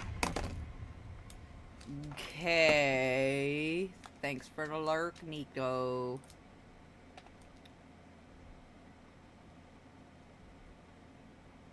For the past century, the dark underbelly of the child acting world has made itself apparent time and time again, churning out world superstars that in turn become unrecognizable adults. Some successful, others turning towards the street completely alone. Today's story is so different because Tyler Chase wasn't switching wigs on Hannah Montana or singing with Ariana Grande on Nickelodeon. Yes, he was on Nickelodeon, but he was on the show all of us watched while the commercials were on the other networks. And no, I'm not talking about him or her or him or even him. Today, I'm talking about Martin. More specifically, the adorably bubbly actor named Tyler Chase who brought him to life, and his subsequent descent into homelessness. No one knew, not his parents, friends, or co-stars, that behind that sweet smile and all those quick quips was a teenager suffering the debilitating pressures of bipolar and schizophrenia. I know there have been other videos made about his story, but this is without a doubt the deepest dive you're going to find here on YouTube. So join me as I dive into Tyler's secret YouTube channel and decode some truly heart-wrenching videos of Tyler screaming out for help to an internet full of people who didn't listen. And finally, I'm diving deep into the unbelievable story of the Nedsley classified cast tracking Tyler down in person, only to shove a camera in his face, put it on TikTok, and make the entire situation even more wild. But before we get into all of that, I actually want to take a quick break to thank my partner, CyberGhost VPN, for sponsoring this video. With over 38 million users worldwide and over 20,000 excellent reviews on Trustpilot, it's one of the best VPNs, period. And you need a VPN. First of all, a VPN is essential for protecting your digital privacy. Plenty of eyes are watching you every time you go online, and even incognito mode doesn't prevent that. Your internet service provider, your school or work's IT department, even your home Wi-Fi router, they can all track what you do online. And that's where CyberGhost VPN comes in. Simply select one of their over 100 locations before you browse to encrypt and reroute all your traffic through their secure servers. This way, your online activity stays private, shielding the world from all your private data. CyberGhost also unlocks geo-restricted games and content from over 40 streaming platforms, like Netflix, Amazon Prime, and Disney+. And you can even score better deals online by simply changing your virtual location. It works on all major devices and operating systems, Windows, Mac OS, Android, iOS, and you can protect up to 7 devices at the same time. So your entire family can keep their internet usage as safe and private as possible. With my link in the description, you get their best deal ever. Just $2.03 a month plus 4 months for free, which is 84% off. There's even a 45-day money-back guarantee, so you genuinely have nothing to lose. It's a great product. I've been using it ever since they reached out to me, and I can definitely recommend it. By signing up using my link in the description, you also help me to create more videos like this one. So thank you to CyberGhost so much for partnering with Secret Society. But now back to the video.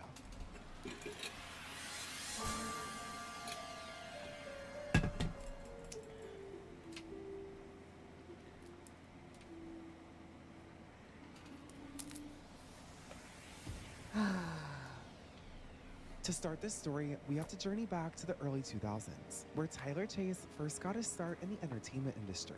It's important to note that very little is known about Tyler's actual childhood. The only known facts are that he was born in Arizona and eventually moved to Los Angeles to pursue acting. His big break came at 15 years old, when he was cast in the middle school comedy Ned's Declassified School Survival Guide as the reoccurring character of Martin, a fast-talking, enthusiastic, and outgoing character always finding himself in trouble. During the show's run, actors like Devin Werkheiser, Daniel Curtis-Lee, and Lindsay Shaw would make a small name for themselves in the entertainment industry, doing various magazine interviews and even playing additional TV roles while playing their respective characters on Ned's Declassified. But Tyler was completely different. Because he was a supporting character on one of Nickelodeon's weaker shows in their lineup, history of interviews or any appearances besides Ned's Declassified are virtually non-existent. He never got to that next step in his TV stardom.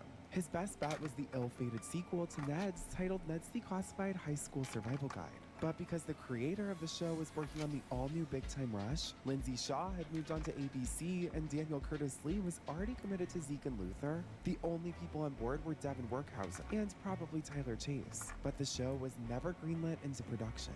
While acting in Ned's Declassified, Tyler would portray a background student in the TV show Everybody Hates Chris. He would star in a short film titled Confessions of a Late Bloomer in 2006, and his biggest role other than Ned's Declassified was Good Time Max, a James Franco-directed drama where Tyler portrayed the young version of the lead character, Adam. Sadly, after this movie and Ned's Declassified both wrapped, Tyler would find one more role in the form of an acclaimed video game called LA Noire, where he provided the voice and motion capture for a character named Hank Newbert. After this, according to Tyler, the momentum faded. He was never able to transition into an adult career, and after the video game voice role, Tyler effectively left the entertainment industry and made a major life change, moving back home to Georgia to live with his father. The Ned sequel clearly wasn't happening, and beyond some brief motion capture work, Tyler hadn't worked in nearly 4 years up to that point, quietly exiting the industry in his early 20s. Tyler was quietly living his life. For years, the world would genuinely hear nothing from him. No projects, no posts, no videos. That is until 2014, when he launched his YouTube channel. This YouTube channel is the key to finding out what truly happened to Tyler Chase, all from the years he was inactive in the entertainment industry. And I really haven't seen this channel widely talked about at all, so I spent all day diving deep into the entire thing. And I'm a little disturbed, but overall intrigued. Tyler Chase uploaded his first public video to YouTube on May 7th, 2012, and it was titled Introduction. Hello everyone, my name is Tyler, and this will be my video blog channel. Basically, I've never had a video blog channel before, as you probably don't recognize me, but I've been watching vloggers for a while now. A lot of respect for people like Smosh, Ryan Higa. Should have snapped around now because of that respect. But you know, hopefully they'll see my vids. I'm going to be posting videos from time to time, hopefully about once a week, because this video, this channel is going to be regarding the topic of writing. But it's not going to be instructional or anything like that. It's going to be some of my poems that I have been creating over the last couple of years. And that, you know, if I write one this week, I'll maybe post that and see what you guys think. I do have some that are relatable to the man, Edgar Allan Poe. If you do enjoy my channel, please do subscribe, because I really want to try this out. You know, I'm new to this whole YouTube thing, My name is Tyler, and this is my video. Tyler would post a few poems on this channel, but he would completely abandon it less than 3 weeks after he uploaded that first video. The world would be in the dark about where Tyler was for over a year and a half, till one fateful day on July 24th, 2014, when Tyler started an all-new channel with an all-new poem, this time titled Abstractly Diagonal, and it was a much, much darker vibe than his first channel. My room is a constellation, portrays the light as well as the dark sides of me. There's a me inside of me that actually enjoys the mess. After a frightening event one day, I came back to my home at the time, and I think back on it now, all I can remember is the static on my TV and the Sesame Street characters lulling me to sleep. My brother told me the next week that he thought I was broken. He told me that when he was watching foam exit through my mouth like people on an elevator, that he thought that maybe God spelled the wrong word in my sentence that day. I woke from my unconscious state of recovery. They told I had a seizure. Most of these poems are deep philosophical looks into why people go to war, and attempting to get to the root of human existence. And it truly shows how sad and dark he was on the inside. But a few of them center on Tyler's mental state. The first poem he uploaded like this was titled My Schizophrenic Romance, and it delved into the persona of another identity he felt was in his soul. I look at my reflection in the mirror on the ceiling, and I see you. I see what it is that I want to be. What identity I must live under. Sometimes, my soul guides me into your persona. In a way, I am you. I am what you symbolize. I'm only 15, and this is only my life. I've already imagined it. Will you no longer live inside of me, but beside me? I love you. So life prances from one being to another. Old souls are given prizes and plunder.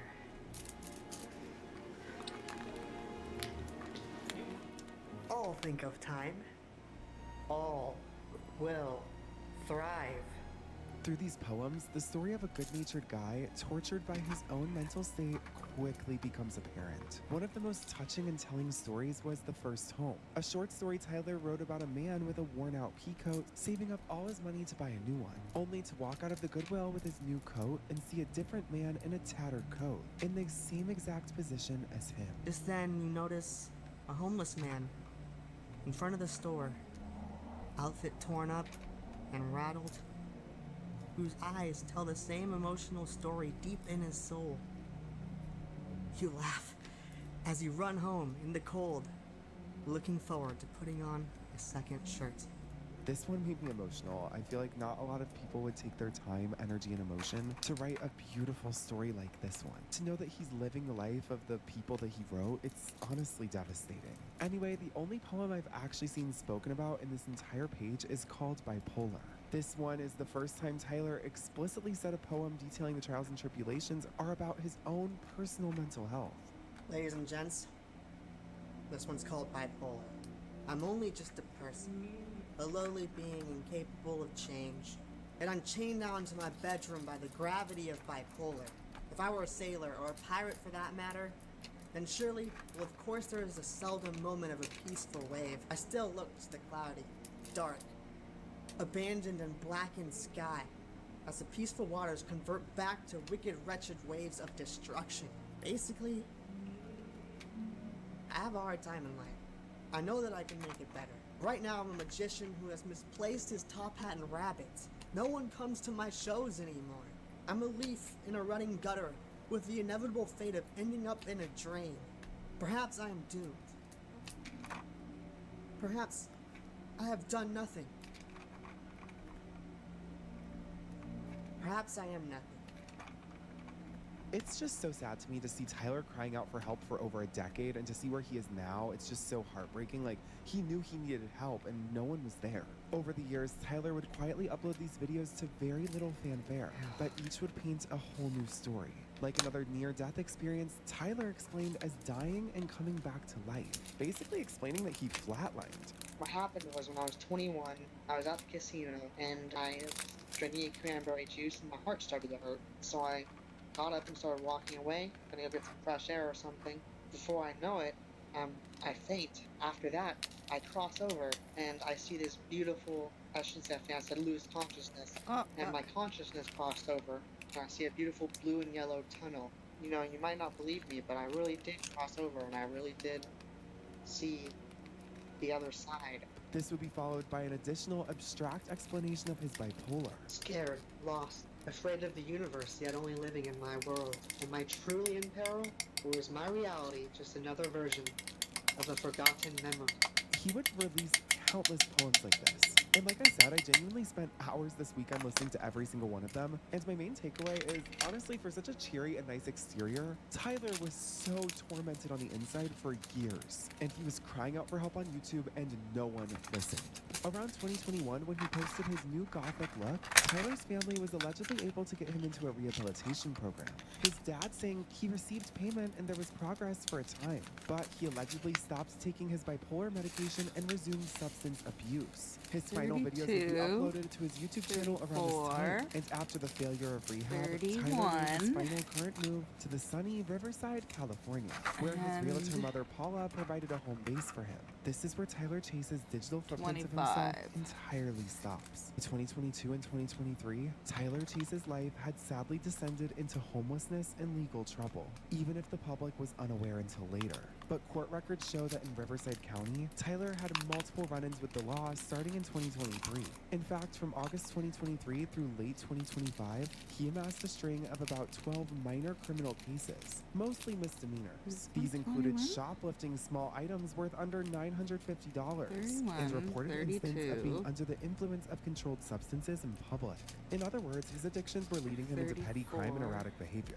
Warrants were issued at times when he missed court, but police noted that he was not considered dangerous or wanted by authorities in any serious sense. The petty thefts and drug incidents were symptomatic of a person living rough and in the grip of addiction, rather than any malicious intent. Throughout this period, Tyler was effectively living transiently. He would stay with friends or outdoors around Riverside. His mother tried to keep him off the streets, for example, providing cell phones to stay in touch, but he would lose them and drift away. Tyler's mother was adamant that simply giving him money never got wasn't the used. answer, Oh, 37 writing is to right one now. concerned fan that Tyler needed medical attention, not money.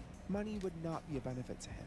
His family recognized his problems were beyond quick cash advances. Mental illness and substance dependence had left him unable to manage basic responsibilities like holding onto a phone or keeping track of medication. That brings us to the massively viral reveal of what Tyler Chase looks like today. In September of 2025, a TikTok user recorded a video of a disheveled, unrecognizable Tyler Chase. Hello, my name is Tyler Chase, and I'm here on a Christian movement for acting.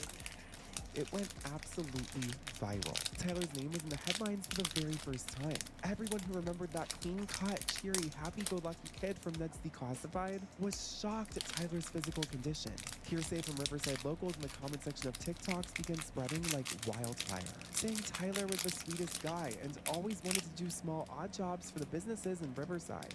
And that when anyone approached him, he was super happy-go-lucky and loved telling people to Google his old TV projects in Google Images. You said I have a very beautiful face? Yes. You're so sweet. You're so kind. Yeah, thank you, Tyler. That's the part that breaks my heart because it's like clearly he's still in there. He's still Tyler. Like he's so nice, and everyone who's ever interacted with him, and we'll get to all of his co-stars speaking out about this, they've all said he's just so sweet and so nice, and you can still see that shining through him. Clearly, according to all those poems, Tyler was a very artistic person. And even in the state where his dad is quoted as saying he's a former shadow of himself, he's just still so sweet to the public around him. You were at Nickelodeon, huh? Yeah. For how long? For about 3 years. I acted for a little more than 5 years. He was actually cleaning up the streets when I found him. Hey, bro, you brought us so much happiness on TV. I'm gonna bring you a little happiness today, all right?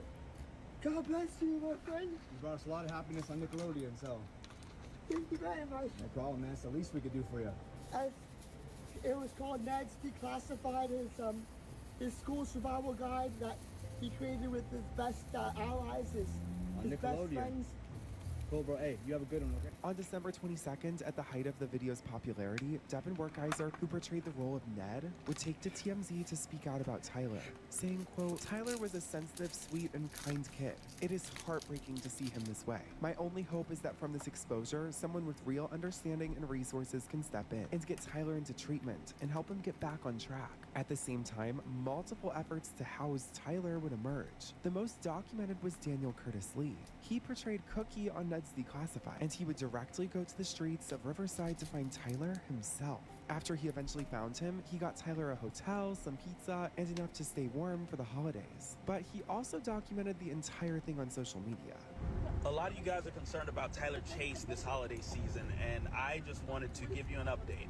Sean Weiss and his team put a lot of effort into trying to get him into a hospital last night, and I thought it worked. His dad told me it worked, but it turns out he kind of backed out. So today I went to have pizza with him. It was delicious. Shout out Blaze Pizza. Yeah. Cheese, you got the cheese, and now that's the way you eat a pizza right there. That's the way. I also got to let him chat with his old friend Devin Werkheiser and my guy Nettie. So they couldn't get him into a car last night, and that's why they weren't able to get him to the hospital. But he trusted an old friend. Yeah, it's the holiday season, it's rainy out, and I just wanted him to have at least some basic accommodations. Well, I film it for social media. It was open and accepting people. So here we are, man. I'm gonna come back and holler at you, man, and we'll talk more about trying to get that situation squared away so we can do the rehab or whatever we need to, okay? Okay. Okay, give me a hug, man. Love you, brother. Love you, man. So happy to see you, dude. Thank you. I'm so happy to see you as well. You're the man, brother, and I believe in you, and we're gonna win, bro. All we gotta do is stay with it and keep working, dude. Happy holidays, everyone. I hope you're somewhere nice and warm with your families. Unfortunately, Tyler Chase is not, and this is the case for millions of other Americans. All right, the hotel situation. We got Tyler shelter. Hooray. Everyone's happy. Tyler's happy. Not the case, guys. We got him into the hotel, and just that night, I receive a call from management. They're upset. The door is left open. Why is there a microwave in the tub? The refrigerator's turned over. I just feel so devastated. I'm at a loss. And his family told me that they had tried the hotel thing before and it didn't work. And of course, Dan, why did you assume that you were going to be able to, just fix this situation? What do you think about the Tyler Chase situation? I think it's extremely sad where he's ended up, and I think most of the people that are filming him are doing so because right now it's just easy views and easy brownie points online. I don't think it's coming from a place of genuinely trying to help him. He also said he was researching rehabilitation programs that would suit Tyler's exact situation. Daniel made it clear that helping Tyler was a group effort, saying, quote, "Several of Tyler's former co-stars are working together to help get him into a facility," end quote. In fact, Daniel noted that multiple of Ned's Declassified alums and even other former child actors had reached out offering major assistance. This is where Sean Weiss, a former child actor from the Mighty Ducks, who had very publicly overcome meth addiction and homelessness himself, emerged as a key figure for Tyler Chase. Sean, now sober since 2020 and working with recovery programs, said he was flooded with messages about Tyler around Christmas. On December 22nd, 2025, Sean Weiss posted an Instagram video announcing he had sprung into action. I have received many messages about Taylor Chase. I reached out to some friends of mine, and we have a bed for him at a detox, and we have a place for him to go and get long-term treatment. Thanks to my buddy Mike Jordan at 1111 Recovery. All we need to do now is find him. See, Sean would work with a man named Jacob Harris, the owner of a local barbershop who had befriended Tyler on the streets. So keep in mind, this is Tyler's actual friend, someone who he just met by chance, who he speaks to every day. Now, Jacob thinks he's gonna help Tyler sort of by betraying him. On Christmas Day 2025, Jacob managed to find Tyler and get a county mental health crisis team to perform an on-site psychiatric evaluation so they could determine whether he was fit for a 5150 hold. So his friend Jacob from the barbershop, the one from this video handing him money is now double-crossing Tyler and is attempting to get medical professionals to his location to deem him incapable of taking care of himself. And I know this all comes from caring, but you can see why this would sow some deep-seated trust issues with literally anyone you meet, right? Anyway, a 5150 hold is where the state deems you're in dire need of medical attention and steps in to involuntary hold someone against their will, all to administer the medical attention they're in need of. Jacob later told TMZ that the crisis workers, quote, decided Tyler needed to receive medical attention at a Riverside area hospital, and they arranged for him to be taken by ambulance to a hospital and to a rehab after that. This was big news, as many felt Tyler was going to finally get the help he needed. He just needed to get through this 72-hour 5150 hold, and then he would be transported to a rehab facility that could help him get his life back on track. However, reportedly only 36 hours into the 72-hour hold, the hospital set Tyler free on the streets prematurely in the middle of the night. This frustrated Sean Weiss, who said the hospital should have kept him for the full 72-hour hold. Then it would be determined he needed help at a rehab facility. But just like that, any hope Sean Weiss, Daniel Curtis Lee, or Tyler's family had of getting him into a recovery center against his will vanished in an instant. Sean Weiss later explained what happened in pretty blunt terms. Even while evaluators were with Tyler, he was smoking meth during the evaluation with no shoes or jacket in the freezing cold. Yet the current system still allowed him to walk away. The main talking point was about how this corrupt system left Tyler Chase out in the cold despite his addiction. But I think a very important missing puzzle piece is that according to every report, Tyler didn't want to get help. Yes, he seems to be in denial, only ever telling reporters that he's, quote, not homeless, and that some good people in the Riverside area are helping him out. But he also clearly doesn't want to get any better. Every article criticizing the situation is saying, quote, how dare Tyler be able to walk away a free man? And how dare this hospital just let him free into the cold? But I also don't think the answer is forced rehab against Tyler's will. We see how that goes more oftentimes than not. And if your main issue is that California doesn't let you rip someone's rights away fast enough so that you can shuffle them into a rehab facility, you clearly weren't paying attention to the Free Britney movement. Anyway, Dr. Drew would do an entire online episode of his show centered around Tyler, even interviewing Sean Weiss from the Mighty Ducks about how to help him. But Dr. Drew just sort of made the entire point about how the conservatorship system isn't robust enough, and Tyler should be forcibly medicated against his will, and shouldn't be able to make any decisions for himself, and how homeless laws are failing our system and allowing people to live like this. You, Sean, you go try to help him. He runs away from treatment. Too bad, Sean. That's just the way it goes. He's living his best life. Don't you understand that? That's it, Dr. Drew. And in fact, you know, he's been taken in 2 times. There's been mental health crisis teams that have evaluated him and taken him into custody with an ambulance. And they're supposed to keep him, and after a couple days, they just let him back out onto the street. The last time they did that, I heard, it was because he passed a psych evaluation.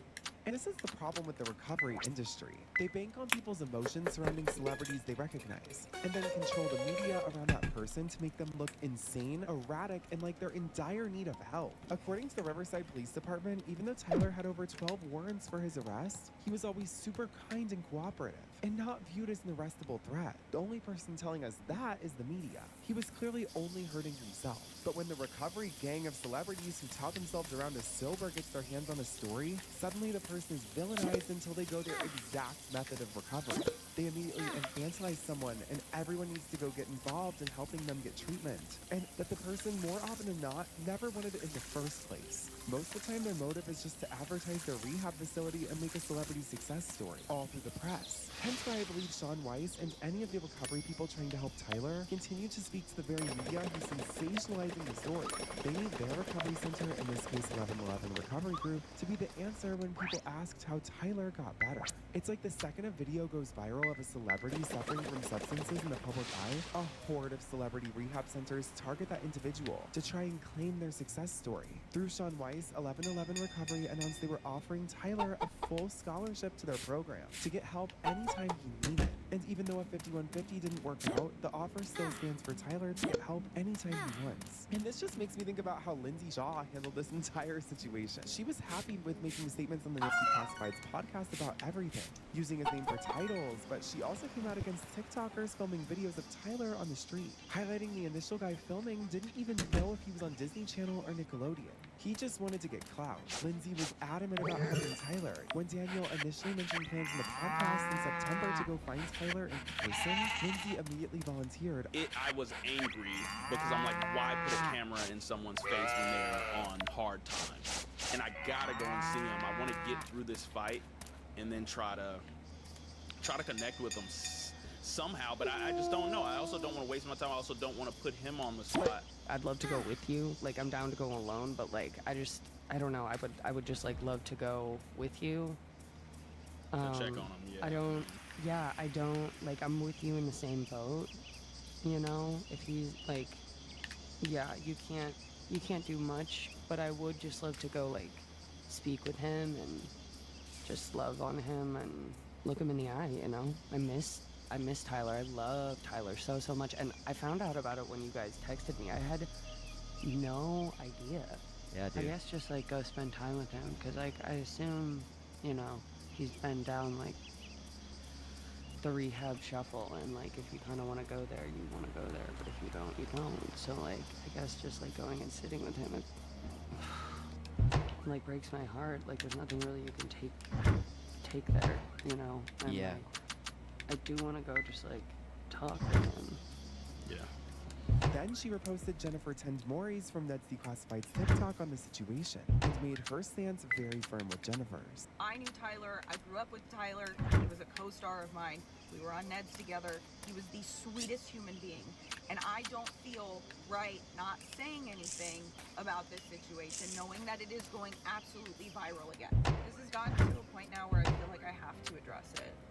And I was gonna say something last night, but everything that I was gonna say last night was not good, was not the best version of me. Had to sleep on this, whether I was even gonna make this video, but I feel truly like in my heart I have to say something. Taking a camera and putting it in somebody's face that is so clearly, visibly struggling and at their lowest point in life is disturbed behavior. Like, I truly think the person that is the most sick in this video is not Tyler. It is the person behind the camera. You have to be seriously disturbed to do something like this. And the thing is, I think I immediately went, well, maybe this was a fan and they didn't know where the line was. But you, A, didn't even spell his name right, and B, thought he was on Disney Channel. So that's not it. So what was it? I can't make this video without getting so mad because I, just like all of my co-stars, probably feel heartbroken by watching these videos. Heartbroken by watching Tyler go viral time and time again because of his struggles.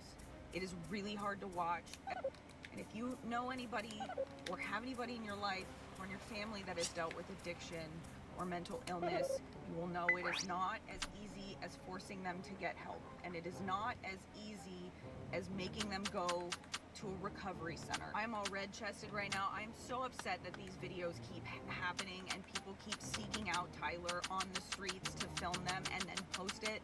I didn't say anything the first time when this went viral 2 months ago because she had set up a GoFundMe for him, and I was like, maybe this is well-intentioned. I'm not God. Maybe I don't need to make a video on this, but this is now getting to the point where news and gossip outlets are reposting Tyler and his struggles without even a care in the world for what he's going through or who he even is. But Lindsay also so clearly was backing the Ned's Declassified podcast, who also seems like they stood to financially benefit from Tyler's story.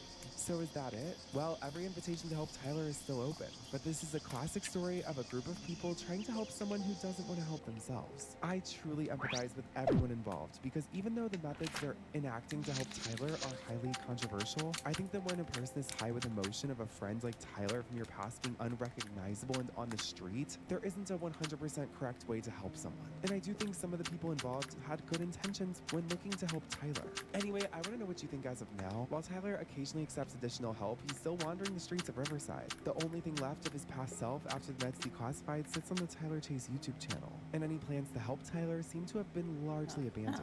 At the end of all of this, Tyler did get to meet up with Sean Astin, famous as Samwise from Lord of the Rings. one of Tyler's favorite movies and something he talked extensively about on his YouTube channel. Sean hoped a normal interaction with someone he looked up to might be able to snap him back into reality. While their meeting was wholesome, Sean's help was to no avail. However, on January 28, 2025, news broke of paparazzi photos taken of Tyler Chaosë in a makeshift shelter in his mother's backyard, smoking out of a glass pipe. It's really a tough situation to watch, and to be honest, everyone trying to help him with cameras in his face really don't sit right with me at all. I know the situation seems really hopeless, but I honestly invite you to put the same energy out there as I am, and that's a spirit of positivity and hopefulness for Tyler. Even in those dark videos, whether Tyler is alone in his bedroom in Georgia or back at the 7-Eleven in Riverside, he always has that same twinkle in his eye. And I know that changing your entire life is possible for anyone. So let's all send that energy out there for Tyler, because he deserves it. Anyway, I'm pretty sure that's all that's out there of Tyler right now. Knowing the Ned's Declassified crew, I don't think this is the last we've heard from this entire situation. So be sure to subscribe if you want any updates. Comment below what you think, and thank you so much again to CyberGhost VPN for partnering with me on this video. I use CyberGhost VPN to protect my digital life, whether I'm browsing, streaming, or working online. Right now, you can get 84% off plus 4 months free, and it's completely risk-free with a 45-day money-back guarantee. Click the link in the description and start protecting your digital life today. See you on.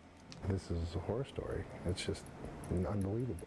BJ investigates. Oh wait, we already watched this one. This story is unbelievable.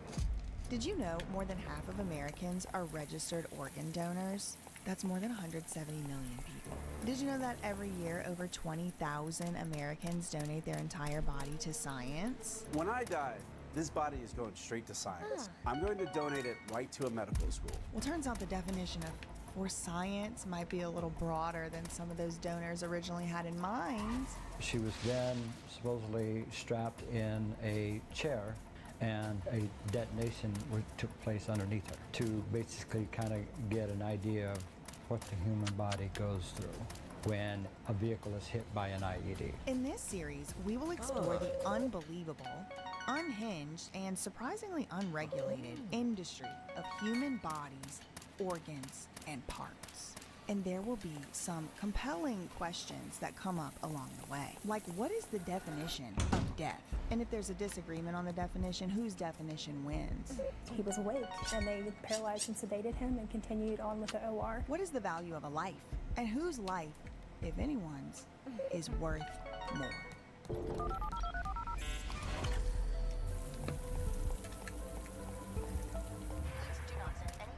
Or honestly comments of any kind to anyone mentioned in this video on behalf of me or yourself. The purpose of this video is to give my commentary and opinion on matters of public concern. Thank you. Imagine you wake up groggy in a hospital on an operating table. You're being rolled down the hall. All of your closest friends and family are there and everybody's crying. Come to find out, unbeknownst to you, but now you know you're on your honor walk. What you are watching is the honor walk. It's one of the most revered traditions in a hospital. Story of seasons. It's when family, friends, and staff all pay their respects as someone is wheeled off to give the ultimate gift, donation of their organs. Or imagine you're breathing in the middle of a surgery and a doctor off-site decides you're still brain dead and you need to have your organs removed. Imagine now that you're mouthing helplessly the word, "Help me," up to the nurse anesthetist. Well, for some people, they didn't have to imagine it because it really happened, and those are true stories. This is TJ Hoover. He has a traumatic brain injury and lives with his sister, Donna. He suffered an overdose in October of 2021. TJ was admitted to Baptist Health Richmond in cardiac arrest and was declared brain dead. After several days, his family made the tough choice to take him off life support and wanted to honor his wish to be an organ donor. So his family gathered for his honor walk before doctors took him to the operating room. But that's when the horror started. Almost immediately, as soon as his honor walk started, his eyes were open and they were tracking, not just like, crazy eyes. He was actually tracking, looking around at the people that were there. 45 minutes after he was taken into the OR for organ harvesting, Rohrer says a doctor told them he'd woken up. She said, "I stopped it. He's not ready." He woke up. But what Rohrer would later learn was much more terrifying. Natasha Miller was a surgical preservationist working TJ's case for Kentucky Organ Donor Affiliates, or CODA. He was moving a lot, just you know, kind of like thrashing, just not settled. Miller says TJ's declaring physician thought he showed too many signs of life to continue with the surgery, but that Coda wanted to continue the procedure. Rohrer didn't know any of this had happened until she was contacted by Nicoletta Martin last year, a surgical preservation coordinator for Coda at the time, who'd been on her way in to take over TJ's case. She says she learned TJ woke up during his heart catheterization and his family was never notified. I was really surprised that morning to see that he had been taken to the cardiac cath lab and he was awake, and they paralyzed and sedated him and continued on with the OR. And the case note said that the hospital staff was incredibly alarmed. They were calling it euthanasia. The cardiologist that was performing the procedure was saying that he didn't understand why TJ was given a poor prognosis, and to him it didn't look like he was brain dead. Martin says she put her 2 weeks notice in to Coda after TJ's case. Rohrer says TJ suffers from PTSD every day from the trauma. And when I found that out the other day minding my own business, I said, the first question I asked, how? How could this happen? How could somebody, how?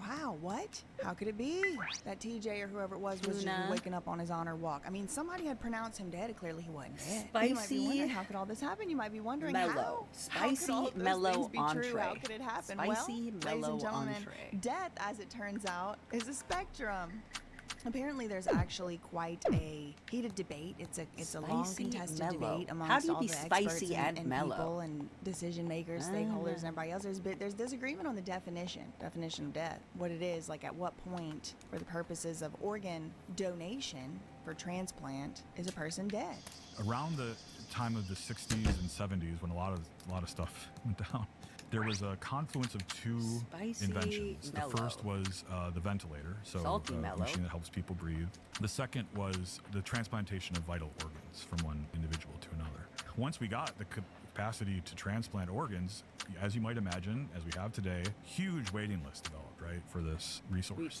And then the ventilator was invented, and suddenly we had people with catastrophic brain injuries on ventilators. And something called the ad hoc Harvard Committee to determine brain death came up with a proposal. They said, let's decide that all these individuals with catastrophic brain injuries on ventilators have something called brain death and are dead, and therefore we can take their organs and give them to others who need them. And by the way, I'm not hating an organ donation. I'm an organ donor myself. So what the dean of Harvard Medical School said at the time was, it sounds like you just are redefining death in order to get more organs. We don't want to release a document that says that's what we're doing. And so they changed the document. But it's still, even with the edited document, it's very clear. And this is historically well known that this is what happened. I want to also point out that even if they could all agree on a definition, sometimes people are, what is it, certified, like pronounced. Sometimes people are pronounced dead and then they're not actually dead. Like I remember, I think it maybe was Bam Margera said he was pronounced dead some few amount of time. Come find out it was pneumonia. We might do a pneumonia series soon. Anyway, pediatric neurologist at UCLA documented 175 cases of people declared brain dead who lived after the declaration of their deaths under the UDDA, one for ultimately more than 20 years. So in 2008, the President's Council on Bioethics Controversies in the Determination of Death was convened to study these facts. This council agreed that since biological function continues after an accurate diagnosis of brain death, a re-examination of the neurological criteria for death was needed. Some of these other stories come to mind, right? Like people waking up in a coma after like 10 years, they've been in a coma, 5, whatever, a long time they've been in a coma, and they were brain dead, they were supposed to be brain dead, and it's like, no, a family member can't pull the plug, and the person just woke up one day. I mean, even if somebody is pronounced brain dead and everybody agreed on a definition, like we do have these kind of like miraculous stories, which still kind of like brings back the question back around, like what is death? Really, I mean, it's a philosophical question, but it's also like for the purposes of marketing on like, can you take this person's organs? So this is Dr. Paul A. Byrne, medical doctor, neonatal perinatal medicine doctor. This is his opinion. It says truth about organ donation. Brain death is a lie, so people don't even realize it's a lie anymore. But it's been a lie from the beginning, continues to be a lie. They invented brain death. Who's they? Mainly to get organs, but then also so they don't waste money on treating people who aren't ever going to get a job, who are just going to live and not die. And so see, what brain death is This man is making some primarily a bold way to claims. get organs. Cannot get any organs from a cadaver. Every organ that's transplanted is a healthy organ, and you can only get healthy Omelet organs from is living sour yet persons. mellow. Cannot Do get I any have organs omelet? for transplant from a cadaver. The things I'm telling you is Omelet, that omelet, you omelet, are not omelet, allowed to hear, omelet, omelet, because if you omelet, hear omelet. it, you will be upset. Cover your ears, as chat. you- Nope. All three of you No are omelet. upset, and rightly so. You It's should be upsetting. upset. Whose Tomato. organs do they want? Certainly No, from it's all spicy. children, but That's sour. Especially the people who are 16 to 30, and their life is in jeopardy. Oh, I'm if out of the they're woods. unconscious and on a ventilator, they're going to get their organs. Everybody who's called Sour, brain salty dead has a manna, beating heart, no. circulation, and respiration. If they didn't have that, you wouldn't have to call them brain dead. You could call them dead. He said mellow? they invented brain dead so that your organs can be legally harvested. And I'm like, Pot who's they? concrete? I do wonder Boo pot if they have concrete. those things because they're, I don't know, what's the, like, you know, pulling the plug versus putting someone on life support, like brain dead. So they're like basically, I don't know. It's I need to brush up on my definitions. But it sounds like people don't even agree. He said if they're brain dead, they're not dead. And he said if you donate organs for them to be viable for transplant, they have to still be alive. So brain dead is not dead. But I guess my one holdout question is like, would these people just be laying in their bed alive, like they're breathing on their own, or it's like a pull the plug situation? I don't know. I mean, I think there's like always the side story of what the family wants to do because they're the ones in the decision making. Forgot to For bring science, glass. for learning. Glass. We're gonna watch this guy do a clinical brain death evaluation in part. Okay, we're going to do a clinical brain death evaluation. With the exception of the apnea test, we know that the patient doesn't have any questions about a C-spine integrity.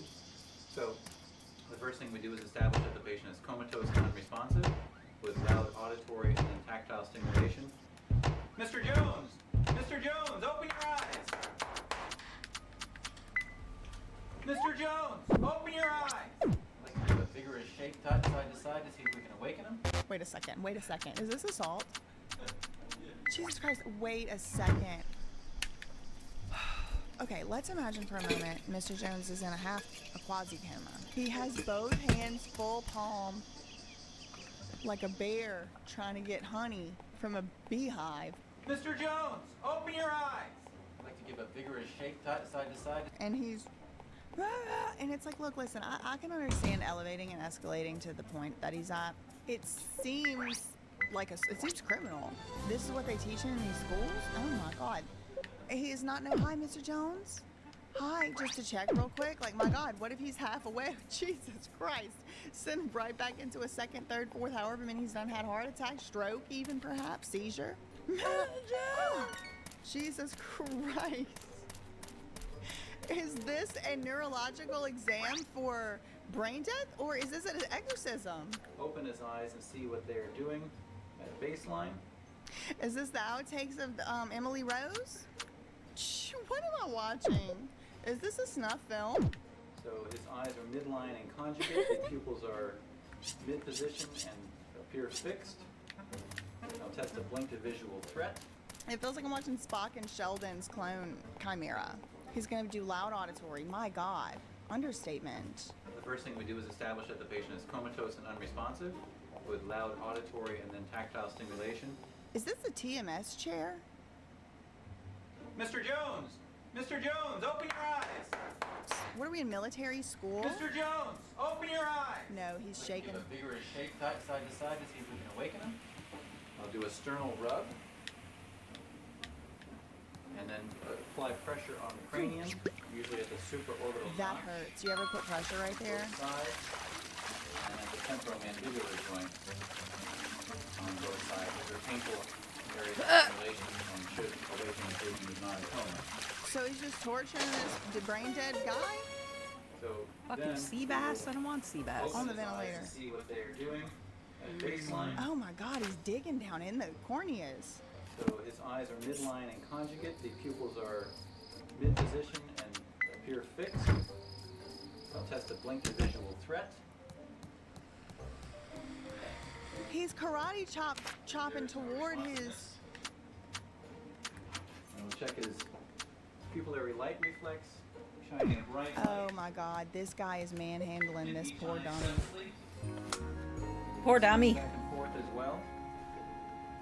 If there's any questions I'm ready regarding for him to do the water in pupillary there. reactivity, I like to use a magnifying glass, which I always use in patients who are It's brain like they dead. just keep going and going and seeing how much torture they're able to get away with almost. Brainstem, areflexia, and brain death.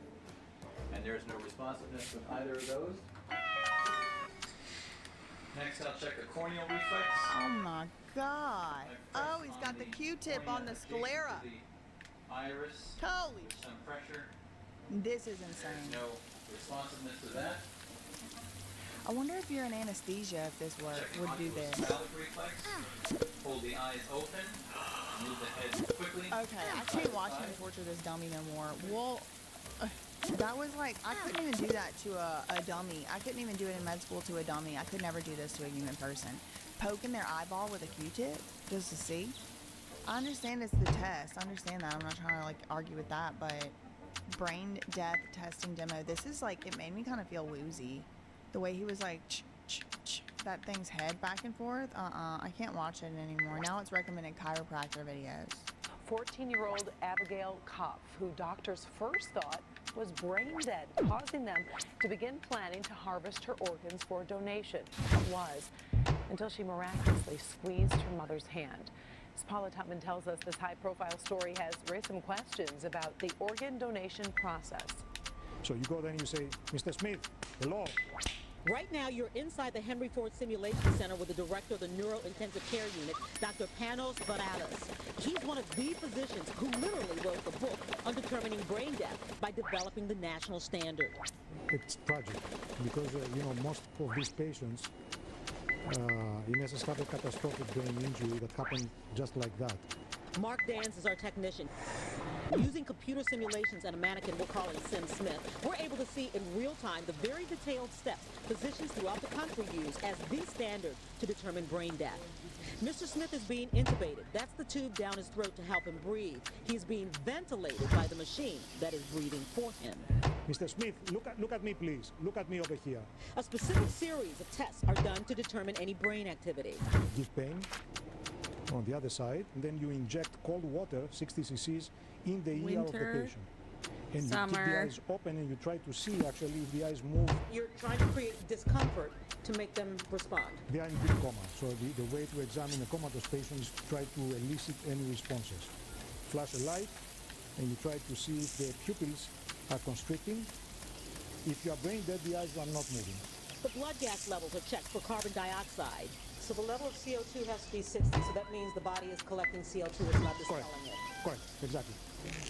And then Mr. Smith is taken off the breathing machine to see if he can or will breathe on his own. The machine is breathing, let's say, 10 times a minute.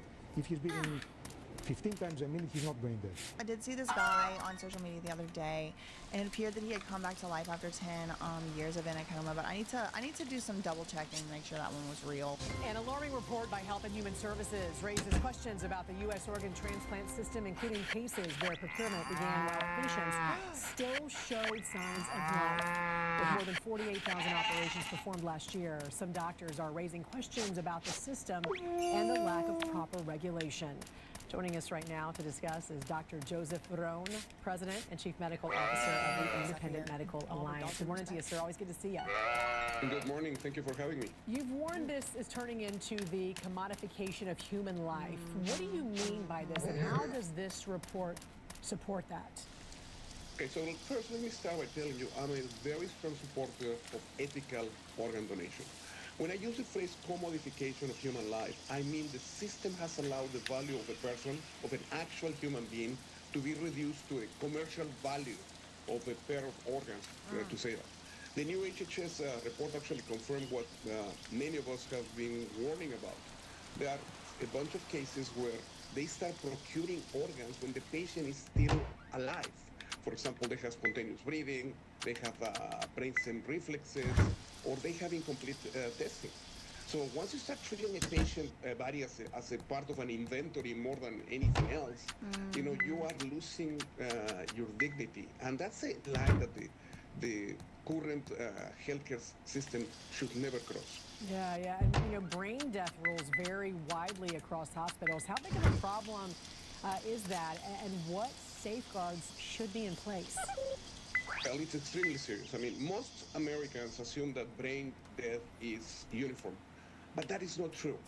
In the United States, brain death determination varies from hospital to hospital, from state to state, sometimes from physician to physician. Some hospitals require that you do apnea testing, other ones rely on a single exam, other ones require Still no fucking confirmatory garlic. tests, others don't. So there is a This man trying to tell me that depending on which doctor you get, you're dead or not dead. So here goes somebody that 10-year-old Alabama boy's incredible recovery. Doctors told Trent McKinley's parents their son was brain dead. His parents even signed the papers to donate his organs, but then they say a miracle happened. ABC's Lindsay Davis is here with more. Good morning, Lindsay. Good morning, Michael. There is one word that people involved in this Garlic! using to describe it: miraculous. One of the trauma surgeons told us the teen's heart stopped for 15 minutes. The doctors believe there was nothing else they could do. That's when the family says there was a divine intervention. Jesus. This morning, thank God there was a divine intervention because the doctors had given up. We needed somebody else to step up. The doctors were like, I'm ready to clock out and get my lunch. An incredible ordeal turned astounding turnaround for an Alabama boy thought to be dead, now back from the brink. The 13-year-old suffered a devastating injury back in March while playing at a friend's house. Trenton McKinley was sitting in a trailer much like this one, attached to a dune buggy being driven by his friend, when his friend suddenly hit the brakes, causing the trailer to flip. Trailer. The concrete. Why they show it? We're gonna have to blur that out. Top of my head. After that, I don't remember anything. After being rushed to the hospital, doctors delivered horrible news to the teen's parents. Brain dead. Trenton had 7 skull fractures, milkfish. and he needed not one lots of but those. 2 surgeries to remove part of his skull. Expected to never make a recovery, Trenton was declared brain dead. He was dead a total of 15 minutes. Milkfish, right? When he came back, they said he would never be normal again. He seems fine. They told me the oxidation problem would be so bad to his brain that he would be a vegetable, even if he made it. Clinging to life after surgery, his parents were preparing for the unthinkable reality that their son would never wake up and began the heart-wrenching process of actually donating his organs. 5 kids need organs that much, and it was unfair if you bring him back. Because it was just damaging his organs even more. Trenton's parents signed the paperwork and began preparing to take their son off life support the following day. She said 5 kids needed organs, and it was unfair to... That's his mom? 5 kids need organs that much, and it's unfair if you bring him back. She said 5 kids needed organs, and it was unfair to those kids whose organs they don't belong to. It was unfair to them to keep trying to save their own child's life. Because his organs were an organ match for somebody else on the list, 5 kids. The entitlement. Y'all, just because there's an organ registry doesn't mean that if you're sitting on the list, waiting, just because you sitting on the waiting list don't mean you're actually entitled to the thing you're waiting for. It's called a gift. It's unfair to keep trying to keep my own child alive. Thank God for divine intervention because the mom ain't and these doctors ain't He is playing basketball. Well, wrap it up, boys. Let's get those organs out of there and, yeah, vegetable. But that's when, incredibly, Trenton showed signs of life, his brain flickering aware. The younger patients tend to have more plasticity, more ability to rewire and other parts of their brain to pick up the slack of the parts of the brain that are no longer working. Slowly but surely, Trenton is defying all odds since his accident. He's a miracle, and he just amazes everybody. No other explanation but God. There's no other way that I could have came back. Even the doctor said. Okay, anyway, so apparently that happened. That was, listen, this is only the tip of it. This is episode 1, okay? Whoops. So there's miracles, okay, miracles. Miracles happen, all right? So just because somebody is declared brain dead and saying they're gonna wake up, they're never gonna wake up, they're gonna be a vegetable. Maybe give them a couple minutes, my God. Okay, anyway, but One of the reasons for this push has to do, we'll get more into it in later episodes, but it has to do with a kind of supply and demand issue. People need the organs and things like that, and as we learned in an earlier clip, you can't just take organs from a cadaver. It has to be somebody that's like in a gray area between dead and alive, depending on who you ask, but like it can't be somebody that's like already been pronounced dead, now you're gonna start harvesting organs. Basically, like, it's a very critical period. So because of that, there's only certain viable organ options. And as we heard in the clip earlier, you know, I'll maybe put it here to remind you, but something about a ventilator, people on a ventilator. Whose organs do they want? Certainly from all children, but especially the people who are 16 to 30. Their life is in jeopardy. If they're unconscious and on a ventilator, they're going to get their organs. I don't know, I just thought that was interesting right there.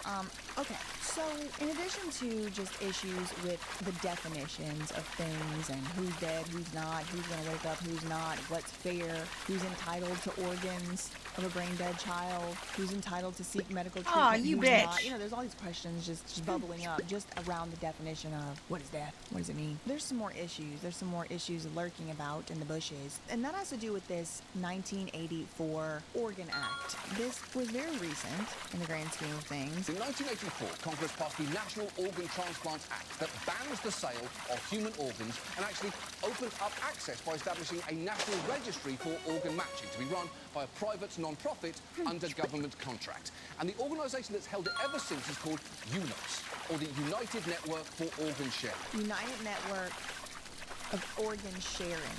This is a private non-profit organization that is under government contract. So sort that out, you know, make that make sense. And it's called UNOS, which is like kind of, I don't know, kind of like a misleading, kind of confusing thing to call it because it makes it seem like it's a bunch of one. It's one network.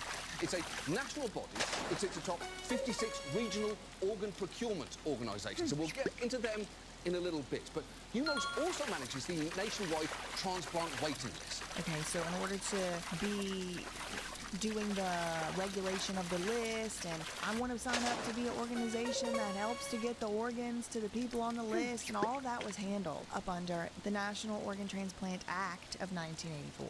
Now, this act did a few things, but it essentially began to federally regulate the process of human organ donation. So, you know, you got the red heart on the license, you know, organ donor, yes, no, all that. Like, you know, what's the actual process? There's a private nonprofit in a contract with the government that handles all of that, and it's one private nonprofit.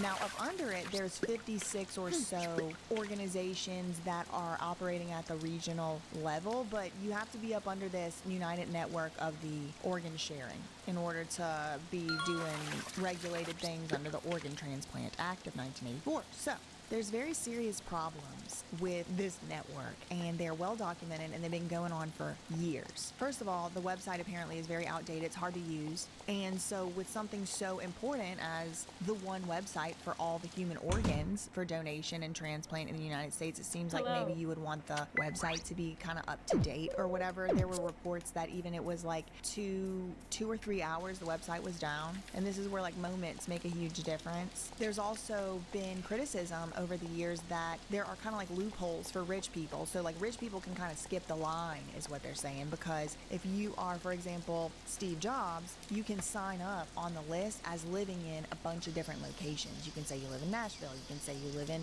whatever, Mississippi, this place, that place. You say you live all over the place, and when an organ becomes available, if there's somebody above you on the list, but they're, you know, perhaps unable to afford a plane ticket to get to Memphis, then Steve Jobs is like, okay, I can come. You know, so they're saying that it kind of makes it to where more money you have, the more available this organ bank is to you. And this is, again, all administrated by this UNOS organization, the United Network of Organ Sharing, so that's their rules. They determine how the list and all of that, who gets an organ, who doesn't. Mark needs a kidney. And now, because of this giant billboard, that vital message is reaching hundreds of thousands of people as they pass through the crossroads of the world. And until 2025, there was no requirement that the organs in transit be tracked. So, okay, also, this is one of the training videos. The reason I want to show y'all this training video clip is because one of the problems with this whole organ procurement organization model, because there's such a desperation within the nature of the business itself, there's a desperation to get the organs. So the patients families and loved ones start getting pressured. Are you sure he didn't want to donate his organs? Are you sure, you know, we can pull the plug and you can save 5 people's lives? I mean, we just saw it in the news clip earlier. It wouldn't even be fair for you to keep ruining your child's organs with medications to these 5 other kids. I highly doubt it was other kids. I mean, maybe it was, but it could have also gone to adults, I think. But anyway, so there's a lot of pressure. Okay, so there's even a training video for the people who work with the organ procurement organizations. Yes, that is really what they are called. How to handle somebody that doesn't want to offer up for donation their loved ones' body parts while they're still alive. You overwhelmed yet? Well, this is just the beginning. So I'm Rob. I'm a family care specialist. We're here to assess the families, present them with the opportunity for donation when it's appropriate, make sure that we provide them with lots of information and support. Hi, good morning. My name is You know Robert. what? I already know who you are, and I know what you want, and I'm going to tell you like I told the f***ing doctor. You're not touching him. We're not donating shit.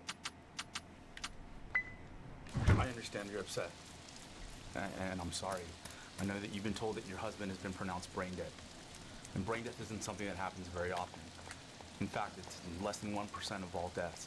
And brain death can be something that's very difficult to understand, much less accept. But if you just give me an opportunity... You know what? Whoa, stop. Do you see this here? Are you f***ing serious right now? I've been sitting here for over a week. Over a week I've been sitting here waiting for someone to come talk to me. Oh, what? But now that they want something, now everybody wants to come talk to me now, right? And what? They sent what? This character in to do what? Convince me? You're not touching my husband. Ya. Yo no entiendo por qué you don't expect him to have to speak to her in English and me in Spanish, do you? Well, he's gonna have to. But for you, I'll talk in English. Listen, as far as anyone is concerned here, I'm the one making decisions, not her. You think she had any nerve to call me about anything? I called you know how many times? It's not phone, it's an app. You got your phone, so No, it's eres mi hermano. Por eres mi hermano. All right, stop. It's getting a little heavy in here. You doing okay? So, what would you do in this situation? Anyway, so I don't know. I personally thought that was... She's funny. I liked that lady. She's funny. But, yeah, so I there's needed pressure. more water. And there's also sales pitch videos that kind of teach the people at the private nonprofit that has a government contract and is in control of all the organs up for donation legally on the registry. Anyway, one of the reasons for this pressure is because less than 2% of the deaths that occur each year in the United States are even in circumstances that would be conducive to get the organs. Remember, we talked about the ventilator and the this and the that. You know, there's only certain circumstances where somebody's organs, the death could even be in the way that the organs could possibly be procured. But then from even that number, the pool of viable organs up for donation shrinks every step of the way because not everybody is an organ donor. Some people's organs are not viable or suitable for donation. And so you create a huge demand for organs and not that much of a supply. This is like an oversight committee. This is somebody that's testifying before the government for the purpose of talking about his experiences as a surgeon of organ donation stuff. It was during an operation, a nurse, anesthetist, or anesthetist. Anyway, somebody doing the anesthesia said that the patient was breathing on their own. The doctor doing the surgery said he called up the doctor for the network, the organ procurement organization, and that doctor from the OPO said that it was probably just a brain reflex and to keep the harvest going. The doctor that was testifying before Congress, I'll play the clip here, he was like, no, we did not do that. And eventually that patient was declared officially brain dead or whatever, and a surgery did ensue. But the doctor who testified before the government, he did not. He said, I couldn't do it because now I couldn't trust them. It seemed like they were pressuring me to continue the surgery whenever this patient was breathing. I've experienced this myself, unfortunately, as a donor surgeon. We went on a procurement. Donor had been declared brain dead. We were actually in the midst of the operation when the anesthetist at the head of the table said they thought the patient breathed, which would essentially negate the declaration of brain death. What Dr. Karp said, no one really knew what to do.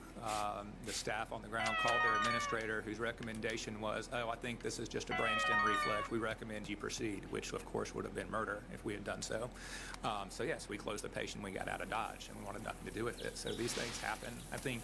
Did the patient survive? The patient was ultimately declared later, and they called us 2 days later, and of course we wanted nothing to do with that because we couldn't trust the process. Every transplant surgeon's probably got a story of themselves or a colleague who's had something like this. He said to do so would have been murder, to keep doing the surgery after he was breathing, the patient was breathing. And the OPO, the Organ Procurement Organization director, is like, no, that was just a brain reflex. Like, just, so his brain is reflex and it ain't dead then, right? I'm not a brain OPO doctor director, though. I don't know, what do I know? And this reminded me of another news clip that I saw where this lady, maybe it's in a documentary, I have to find it. This lady who was saying that she had worked for the OPOs, or like as a nurse with these OPOs, she had worked in this industry somehow, and she had to quit, she said, because it was a pressure and they kept trying to prematurely procure people's organs, like basically take organs from people that were still alive. Just scrolling through TikTok about different kind of donation stories, and there was a little search bar across the bottom that said he woke up during his honor walk, so I watched it, and the people looked familiar, the hospital looked familiar, and I said, this is our donor.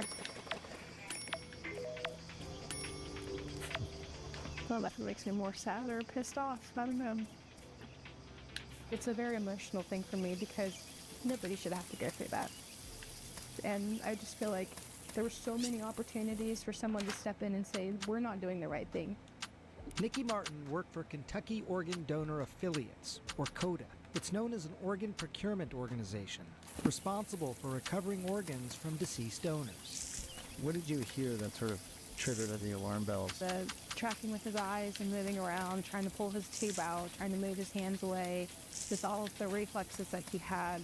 Normally our DCD donors don't have those kinds of reflexes, and they're not awake and they're not, conscious of what's going on. So it was kind of really shocking for all of us to know that CODA's admin was pushing to continue.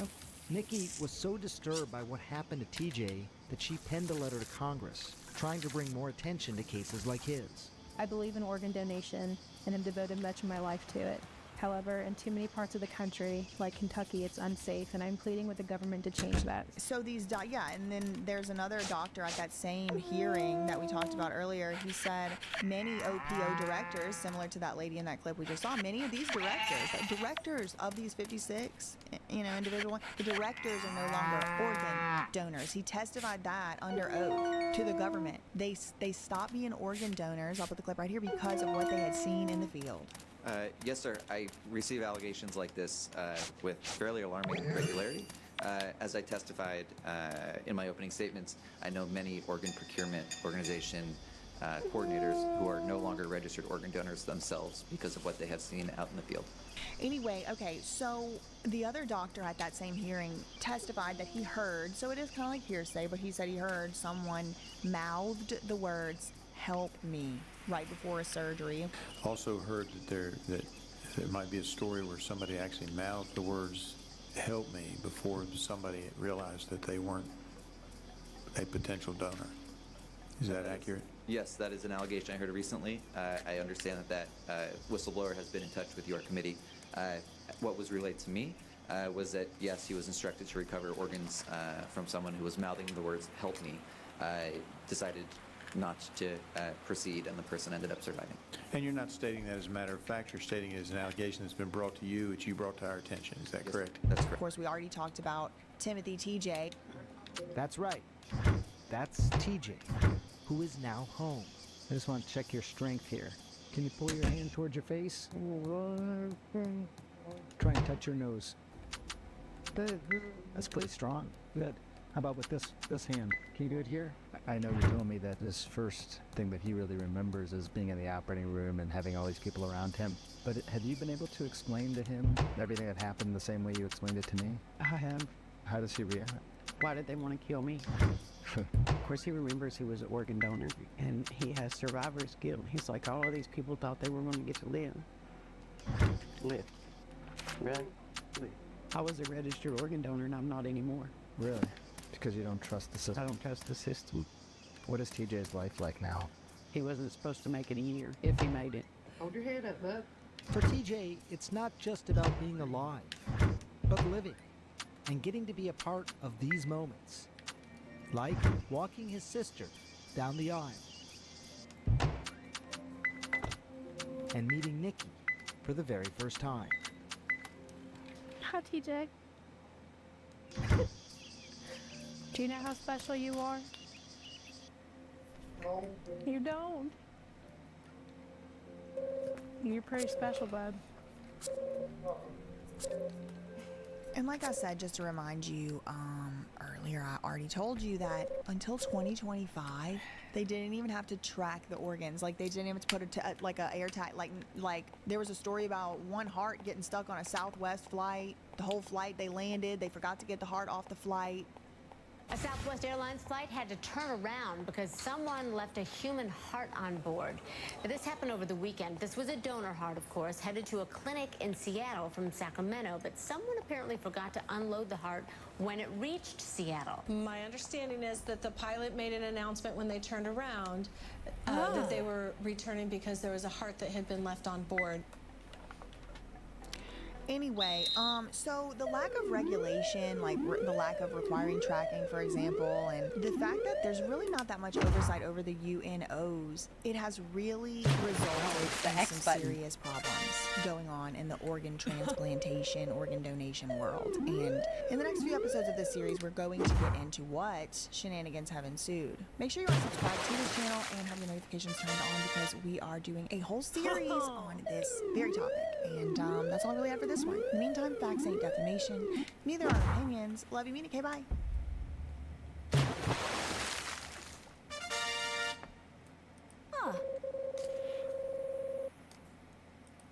This is a horror story. It's just unbelievable. This story is unbelievable. Did you know more than half of Americans are registered organ donors? That's more than 170 million people. Did you know that every year over 20,000 Americans donate their entire body to science? When I die, this body is going straight to science. I'm going to donate it right to a medical school. Well, turns out the definition of science might be a little broader than some of those donors originally had in mind. She was then supposedly strapped in a chair, and a detonation took place underneath her to basically kind of get an idea of what the human body goes through when a vehicle is hit by an IED. In this series, we will explore the unbelievable, unhinged, and surprisingly unregulated industry of human bodies, organs, and parts. And there will be some compelling questions that come up along the way. Like, what is the definition of death? And if there's a disagreement on the definition, whose definition wins? He was awake, and they paralyzed and sedated him and continued on with the OR. What is the value of a life? And whose life, if anyone's, is worth more?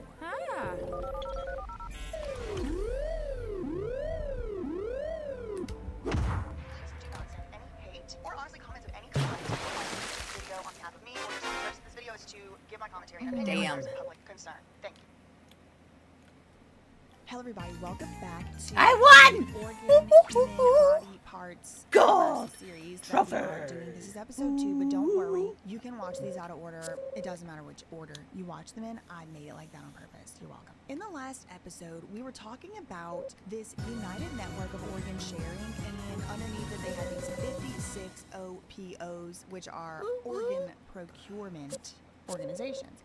These are the people that are supposedly it's a private nonprofit, but this is the private nonprofit that is in charge of the entire legal registered organ registry. Like all the organs, where they go, the transportation, it's broken into these 56 lower organizations. And we started talking about some of the problems with these organizations that have led to big problems in the organ donation industry.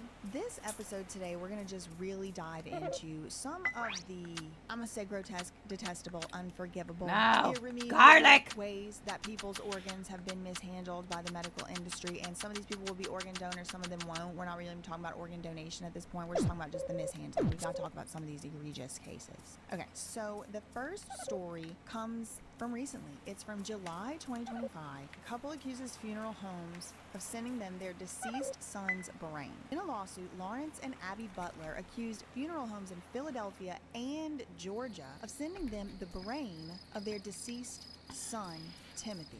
In a lawsuit, this is from July 24, 2025. Lawrence and Abby filed a lawsuit against Nick's and Nick's Funeral Homes in Philadelphia, Pennsylvania, as well as Southern Cremations and Funerals in Georgia. According to their lawsuit, the couple's son, Timothy, died back in November 2023. He was 56 years old, according to his parents. He was from Philadelphia, but he lived in Georgia at the time of his death, and the parents said they hired the Southern Cremations place in Georgia as well as the Nick's and Nick's Funeral Home in Philly both. They hired them both to handle the arrangements. The lawsuit claims the Georgia cremation place transported their son's body to Philadelphia on November 20th, 2023. Then when the parents received their son's personal items, they noticed a white, unmarked box, according to their lawsuit. And there is a picture here. They said they noticed something inside the box began to smell and leak fluid into their car.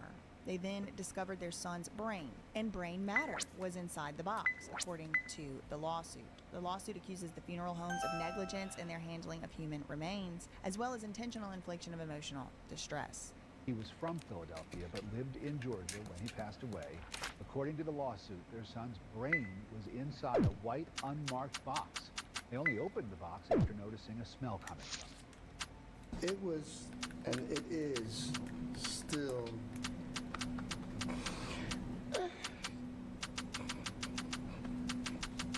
in my heart that I got in my car and I smelled death. I just, again, as our attorney said, we just pray that this doesn't ever happen to anyone else ever again. And it's just, I had to get rid of that car. I just could not stand the idea that the remains were in that car. The lawyer for them told reporters that his clients haven't received even so much as an apology.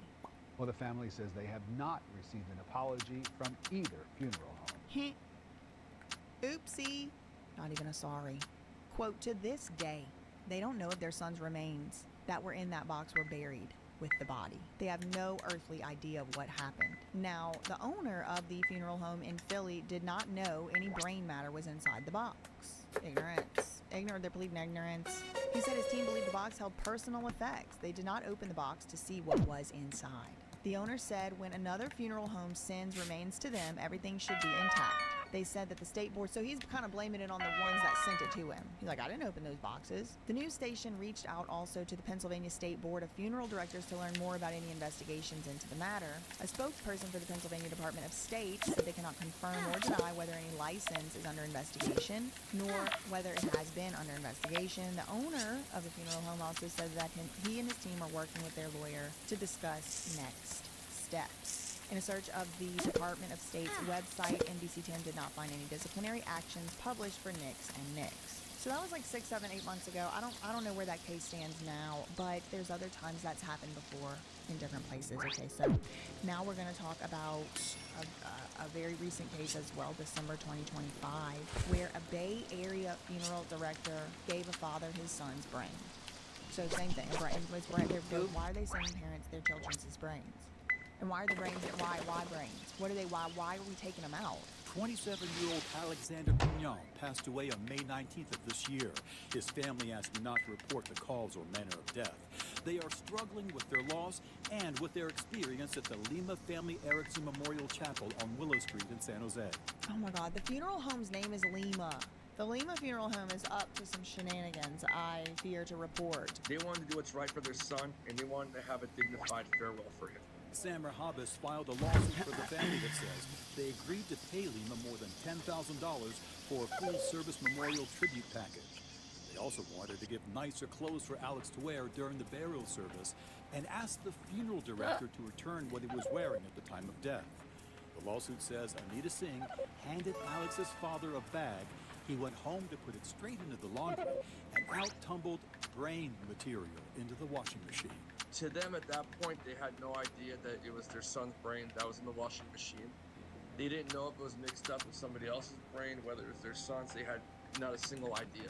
Alex's father scooped out the brain, put it back in the bag, and returned it to Anita Singh at the funeral home. The guy just threw the stuff into the washing machine, and there was brain in it.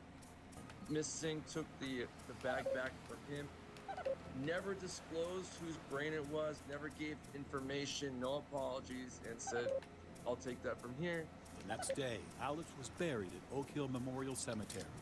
Weeks later, the lawsuit says, a whistleblower who works at the funeral home came forward to confirm it was Alex's brain in that bag, and that after the mix-up, funeral director Anita Singh placed it in a box and left it outside in the funeral home's courtyard for 2.5 months. Finally, an employee spotted the box with the bag inside and became overwhelmed with the smell of a rotting human brain. Don't get me wrong, errors can happen. But what cannot happen and what should not happen is that you cover up your errors. And that's what the funeral home has done here. The Lima Family Funeral Home referred me to its owner, Service Corporation International, or SCI, the largest funeral service company in North America. They operate under the Dignity Memorial brand, pledging reliable service. So both of those two things happened this year, y'all. They send in parents their sons as brains. Okay, so anyway, now speaking of brains not being intact, we're now going to turn to a story that is much older than the last few years. We're going to now turn it to a story from more than 10 years ago, 2013, 13 years ago. And this is a story of Kendrick Johnson. Garlic. So this story was The new like one of the garlic. earlier true crime viral stories, and it was because it was just such an unexplainable type of death situation. This young man, he's at school, young teenager, he's at school, and somebody runs up to the PE teacher and is like, somebody's in the gym mats. And sure enough, somebody was in the gym mats, and it was 16-year-old Kendrick Johnson. The body of a high school boy was discovered inside a rolled-up gym mat. Now, authorities initially ruled his death as accidental, suggesting that he fell into the mat head first while reaching for a shoe and suffocated due to the position. But his family didn't believe this story and requested a second autopsy. This revealed blunt force trauma to the boy's neck, leading to suspicions of foul play. But despite numerous investigations, the case remains unresolved and many questions linger. You know, she said, have you heard from Kendrick? 12 o'clock, I know he was dead. The body had been moved. The scene, in my opinion, had been compromised. They said he climbed inside the mat to get the shoes hard, and that was a lie. And there's no video showing the initial discovery of a body in the gym. The next time we see Kendrick Johnson is the following day when he's being wheeled out of the gym in a body bag. Do you believe it's a coincidence that that time period in the gym is missing? Oh boy. Yeah, I would be suspicious.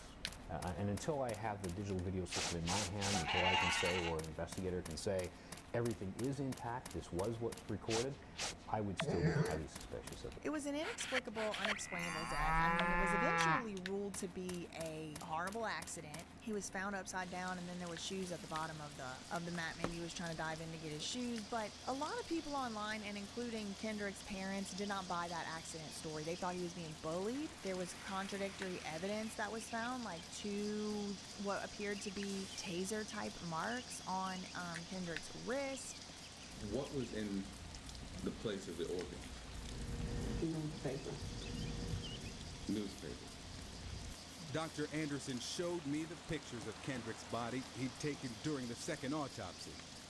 It's a Black Friday ad, JCPenney ad. Yes. Took in the newspaper and he was a garbage can inside his body. Unbelievable. I'd imagine that that's a different kind of pain. Yeah. Why do you think that there would be newspaper stuffed in your child? I never heard of that before. Never. Neither had the founder of a National Embalming Academy contacted by CNN, who said it's not consistent with the standards of care in the industry. Nor had the president of the National Association of Medical Examiners, who told CNN he's never heard of this practice. And so the family, this is back in 2013, never sat right with them what went on with the investigation and what it was ruled an accident and all that, because they thought it was more of like a homicide or a manslaughter. So sometime in like 2020, Kendrick's story starts going viral again. And that puts some pressure on the locals, you know, who weren't previously doing anything helpful for the investigation to reopen the case. They do an investigation, but they investigate themselves, and again, they find they did nothing wrong. So after they're, they investigate themselves, find they did nothing wrong, then finally the family sues. But at some point during all of this, they re-exhume Kendrick's body. And the medical examiner had been on record saying the organs were all returned back into Kendrick's body. Come to find out, no, they weren't. They pulled that body back up out the grave, and many organs were missing, including his brain. And it was stuffed with newspaper. We opened the body in this particular case, and the organs were not there. The paper had been stuffed into the cavity to fill it up. Body parts are missing. Evidence is missing. And we tested it, and it was blood. Now, we did DNA testing, and it was not the blood of Kendrick Johnson. If it wasn't Kendrick blood, who blood was it? The parents hired their own medical examiner who said this was a killing. An FBI agent's home was raided last month in connection with the investigation into the death of a Valdosta teenager. Supporters for Kendrick's family are calling for a Department of Justice investigation. What do you want? The Johnsons and their supporters now hope the FBI will get an answer to what happened to Kendrick Johnson. All along, we know it was bullshit. We know it was bullshit.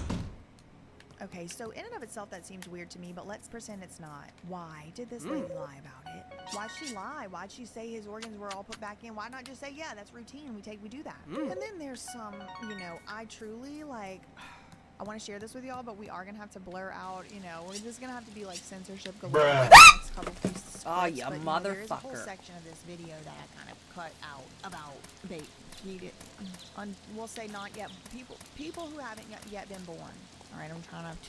There's a story from a long time ago where these detectives and these investigators had to take time off. Some of them quit. Some of them had to start therapy because a truckload full of parts. And then I thought for the longest it was a conspiracy theory that a certain organization with P and P in the name was, quote, selling parts. But, I thought that was a conspiracy look, what is this?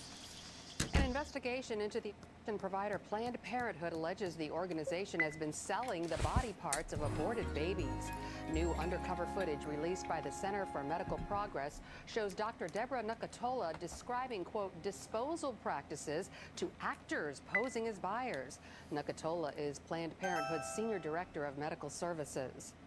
We've been very good at getting parts on liver because we know that, so I'm not going to crush that part. I'm going to basically crush below, I'm going to crush above, then I'm going to see if I can get it intact. Over wine and salad, she answered questions about the organization providing fetal tissue to researchers, typically for a fee. I would say it's probably anywhere from $30 to $100, depending on the facility and what's involved. The backlash was immediate. So, what in the hell was that? Okay, this is public information, this is for news and educational purposes. By the time I got to the end of looking at these examples that I have shown you here today in today's video, there were obviously a few questions resounding in my mind, but one of them, perhaps the loudest, is why? We talked in the first episode about organ donation and transplantation and these conducive circumstances and da-da-da-da-da-da. Okay, yes, if somebody needs a kidney, yes. But we're talking about brains in boxes. How is it? Why are they cutting the brains out? Putting them in a box at all? Why are they doing that? Why are they, it could be negligence is why they're sending it to the brains to the parents. But for sure they're not harvesting these brains and these parts that were filling the truck that we just talked about a moment ago. Surely they're not doing that for organ transplant purposes because these are not conducive, viable organs for that. So what's it for? Well, you're going to have to stick around and wait till the next video in the series to find out what I found out. And buckle up because it's grotesque. It's grotesque. That's all I have for this one. Next. This is a horror story. It's just unbelievable. This story is unbelievable. Did you know more than half of Americans are registered organ donors? That's more than 170 million people. Did you know that every year over 20,000 Americans donate their entire body to science? When I die, this body is going straight to science. I'm going to donate it right to a medical school. Well, turns out the definition of for science might be a little broader than some of those donors originally had in mind. She was then supposedly strapped in a chair and a detonation took place underneath her to basically kind of get an idea of what the human body goes through when a vehicle is hit by an IED. In this series, we will explore the unbelievable, unhinged, and surprisingly unregulated industry of human bodies. Not good. And there will be some some compelling questions that come up along the way. Like, what is the definition of It's a death? busy legal and if week there's a for me. disagreement on the definition, I whose have definition back-to-back wins? He was awake, and days they of paralyzed and sedated him stuff. and continued on with the OR. What is the value of a life? And whose life, if anyone's, is worth more?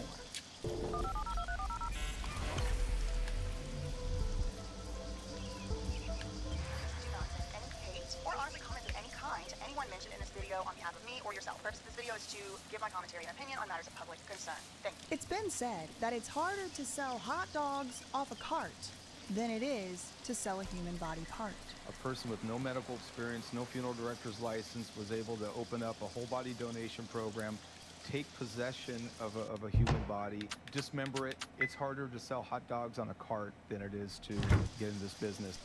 Hello, hi, welcome back to the organ body part series. We are now on episode 3, but don't worry if you missed the first 2, you can watch them out of order. Today we're talking about the black market of, actually surprisingly not black market of selling human body parts. Now, a lot of people probably already know it is illegal to sell one of your own human body parts. Come to find out, it only applies if the body part is still attached to a living person. Okay, so once the person dies, once the person's no longer living, come to find out the regulations really do lift. Now, we did spend the last 2 episodes talking about the organ donation system and some of the ways that human body parts after death could be maybe accidentally mishandled, maybe, I don't know, perhaps intentionally, I don't really know. We talked about 2 families who received the brain of their son. We talked about some other things unspeakable, filling the backs of trucks. And we talked about Kendrick Johnson, who was found with his organs missing, stuffed with newspaper, after the coroner said that that didn't happen. And then turned out it did. So, I mean, I left that last episode off talking about why. Okay, so the organ donation thing, I got it. People need a kidney. You want to pressure somebody that's under the brain dead to get a kidney. You know, that's one universe. But now we're talking about brains in boxes. We're talking about like whole like body parts. Like, what is this? Why? And that led me down a whole rabbit hole. I mean, this whole episode is just going to get into some of the sick and grotesque reasons, my opinion. And perhaps, you know, maybe less sick and grotesque. We'll talk about it. Why and how sometimes these things may have been happening. So first of all, as very similarly to the organs, I mean, if you were thinking organ donations, tissue donations, gifts, analogical gifts, what do they call them? Anatomical. Bodies donated to science are bought and sold in a virtually unregulated market. There is no federal law and no government agency monitors what happens to cadavers pledged for use in medical research and education. There are also no government-mandated non-profits here. Instead, there are for-profit companies known as body brokers, or as they prefer to be called, non-transplant tissue banks, who very literally sell bodies off for parts. One of the few rules that even applies to them is a statute adopted in 47 states called the Uniform Anatomical Gift Act that requires donors must provide informed consent, with those agreements typically stipulating that the body will be used for research and education. But medical research and education is not clearly defined, and as you just saw, that can technically mean that your body might be carved up in a Marriott for the entertainment of a grown man in a fedora. Because of the lack of almost any regulation at all, you end up with stuff like skulls.com, where you can buy legally. This is not illegal. I mean, I started by calling this episode the black market. It's not black market. You can say skulls.com is just out there. It is legal to sell the human remains of adults. There are multiple websites where you can buy human bones. Skulls Unlimited sells skeletons that it guarantees are antiques. Decades-old human bones once used in places like medical schools. But under most states' laws, they don't have to be. And it is a good business, by the way. They will sell you a human skull for $2,200 or a rib for $40. You can even buy human teeth for $35 a pop. Now, please, this is not legal advice. Your state, you know, laws vary state by state. But just generally, it doesn't seem like there's actually that big of a prohibition on the desecration of human remains. It's just like, it doesn't seem like the laws, like, there's definitely no federal law against selling and buying body parts. You go on Etsy, see teeth. I opened up my first facility, about 1,000 square foot industrial building, small office, and had a walk-in cooler and many chest freezers. I was looking to buy about 4 of them for my office, and somebody walked behind us and said, "Man, you can fit a body in that." And, and I mumbled to my wife, I said, "You can put about 20 in there if you cut them right." There definitely needs to be something that regulates it or keeps it from just anybody getting into it. I was involved with a lot of great organizations, Harvard School of Medicine, Duke University, the Brain Bank in Los Angeles. And so I told the judge I had no business being in this business. You talking about lack of regulations? There you go. A person with no medical experience, no funeral director's license, was able to open up a whole body donation program, take possession of a human body, dismember it, send it throughout the nation without any type of licensing oversight.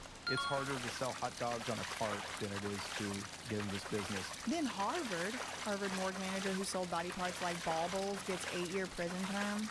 A former manager of the Harvard Medical School morgue has been sentenced to 8 years in prison for trafficking body parts he stole from cadavers donated to the university.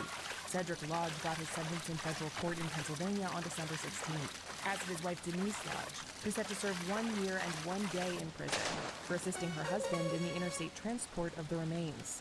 Federal prosecutors say that from 2018 until March of 2020, Cedric used his position at Harvard to take body parts from the morgue and bring them home to New Hampshire without the knowledge or permission of Harvard, the donors, or their families.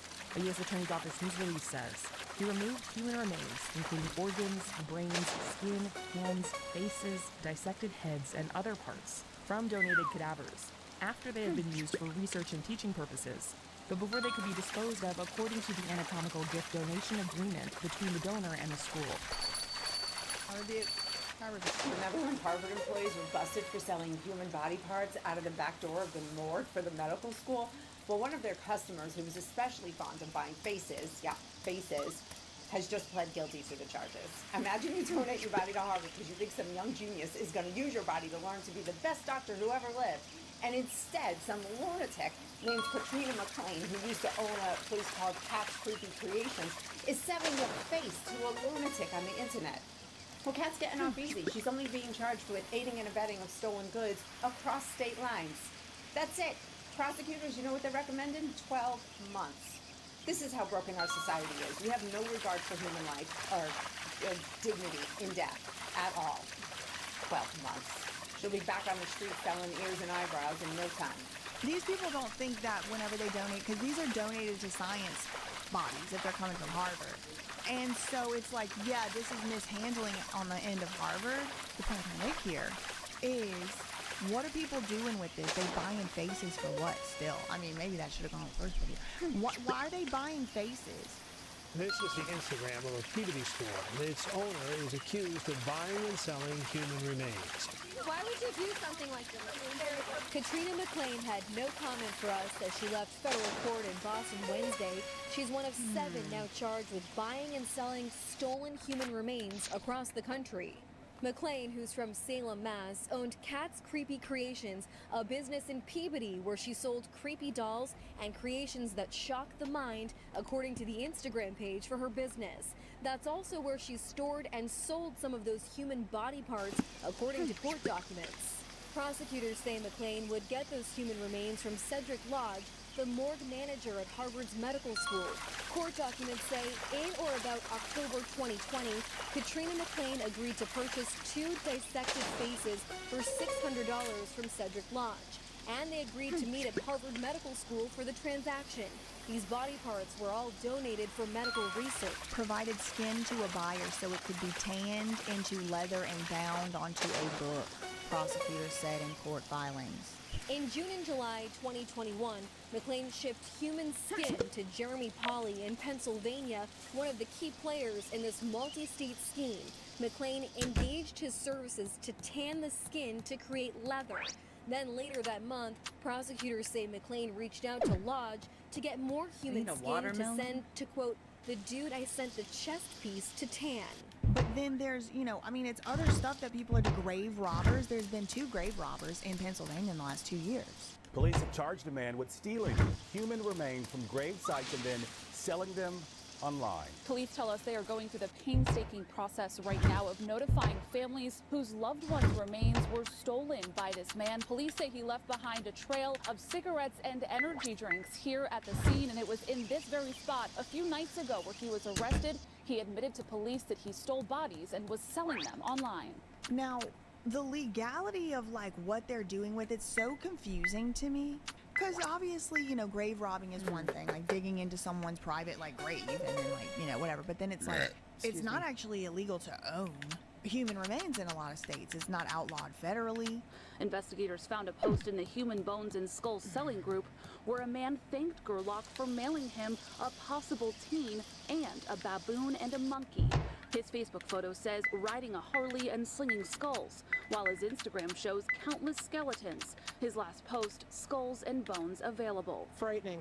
Absolutely frightening. Because I can't imagine the type of people and what they would want to use it for. But anyway, so we'll call this one Chainsaw Guy. They now this was considered to be a crime, but he had like all of these desecrated human remains in a warehouse.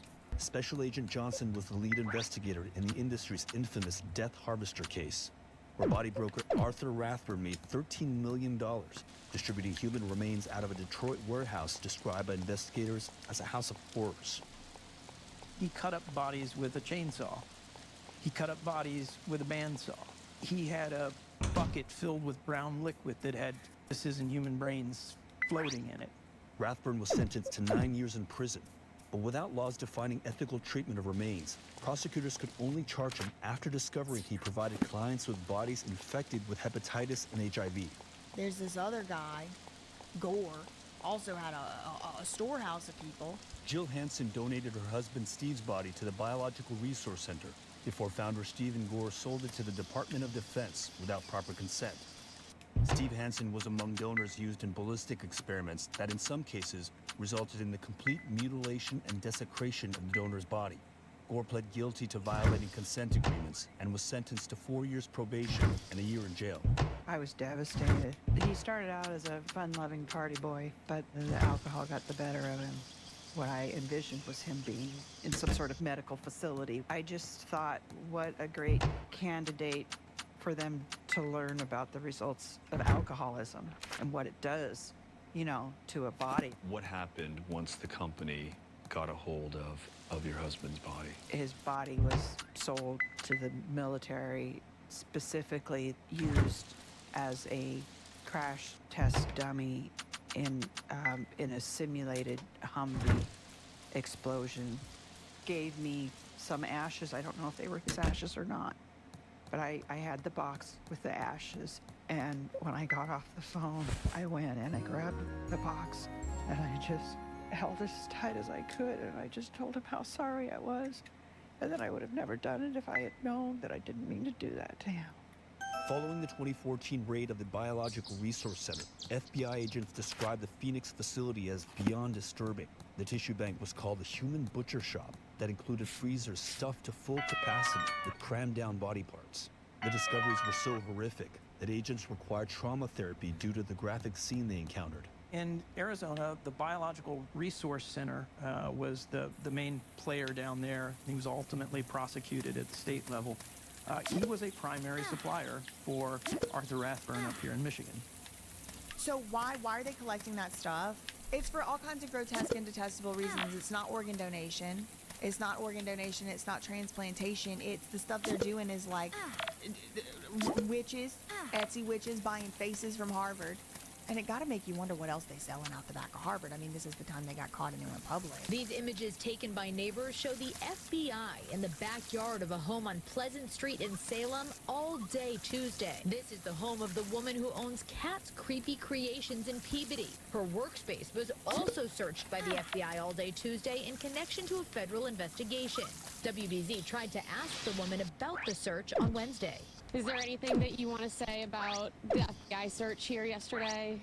She describes her business on Instagram as a creator of creepy dolls, oddities, and bone art, posting a real human skull on Instagram, saying in the caption, "If you're in the market for human bones, hit me up." And here, displaying 11 real human vertebrae. It's a little bit, I won't say nerve-wracking, but it certainly got our attention. The FBI hasn't said what they're looking for in these searches, but neighbors are all ears, concerned about federal investigators on their street. She lives right there by the Salem witches. Oh my god. Oh my god. They missed one. Just kidding. And then there's like the websites with the teeth. There was John Oliver talking about the teeth. He was like, I got this box of human. Of course I didn't. There are multiple websites where you can buy human bones. Skulls Unlimited, which is actually the company that owned that bone museum you saw earlier, sells skeletons that it guarantees are antiques. Decades-old human bones once used in places like medical schools. But under most states' laws, they don't have to be, and it is a good business. By the way, they will sell you a human skull for $2,200 or a rib for $40. You can even buy human teeth for $35 a pop, which is a pretty great deal, and the reason I know that is we bought 24 of them, except of course we didn't. Relax, we're not monsters, but we could have done it if we wanted to. But yeah, so I mean, listen, am I doing what these grave robbers are doing with the stuff? Why would someone still be wanting to go on skulls.com? I don't know, but like clearly, you know, people are making books and baby dolls, and I don't even want to speculate beyond that, but who knows what people are doing with them. But since it's such a booming marketplace, selling organs and parts, you reckon that you'd be able to sell your own? Tune in for the next episode of the series to find out the answer to that one. In the meantime, stay away from these weirdos. Facts ain't defamation. Love you, okay, bye. So when somebody agrees to donate their body to science, they could end up here. It's possible they could end up here. Ooh. Was that it? Yeah, that was it. And now we're on to this one. Ask yourself, is your memory fading? It's like, could you tell me the f***ing video you saw 3 videos ago? Nah. Yes. But you can't. I can't retain information the same way I used to. Can. I'm not good with my vocabulary. I can't think of the right words to say. Has your sense of self deteriorated? I think I've lost my sense of like style, what I like, anything like that, because I consume so much, too much social media. Do you just feel stunted? Like, we all know we're getting dumber, right? Like, you feel it, Yeah. I feel it, we all feel it. If You're you all answered definitely yes getting dumber, to any for of these sure. questions, research suggests you aren't alone. In fact, it seems concerned parents around the world were right all along. TikTok is rotting your brain. Yeah. That's the implication following a recent report from the American Psychological Association, which analyzed how short-form content, such as TikTok, Instagram Reels, and YouTube Shorts, impacts viewers. The results? Shocking to say the least. Reviewing data from nearly 100,000 participants across various studies, the report found links between increased engagement with short-form content and lower cognition, or we could use the less scientific term for it, brain rot. We'll be talking about 4 key areas linked to this concerning phenomenon. But first, let's start with TikTok's brain rot. Named 2024's Word of the Year by Oxford University Press, brain rot refers to the supposed deterioration of a person's mental or intellectual state, often through content that's considered to be trivial or unchallenging. 2 areas short-form content excels in. TikTok, for example, has become a mix of obscure audios ripped from their origins, half serious, half ironic slang. You're not saying, don't leave me hanging anymore. It's don't leave me dry, bro. Don't leave me dry. And other unnecessary information that worms its way into your psyche, whether you want it there or not. Dude, how are you? How's everything? I know, it's been too long. I'm doing great. I've been working out 6 to 7 times a week.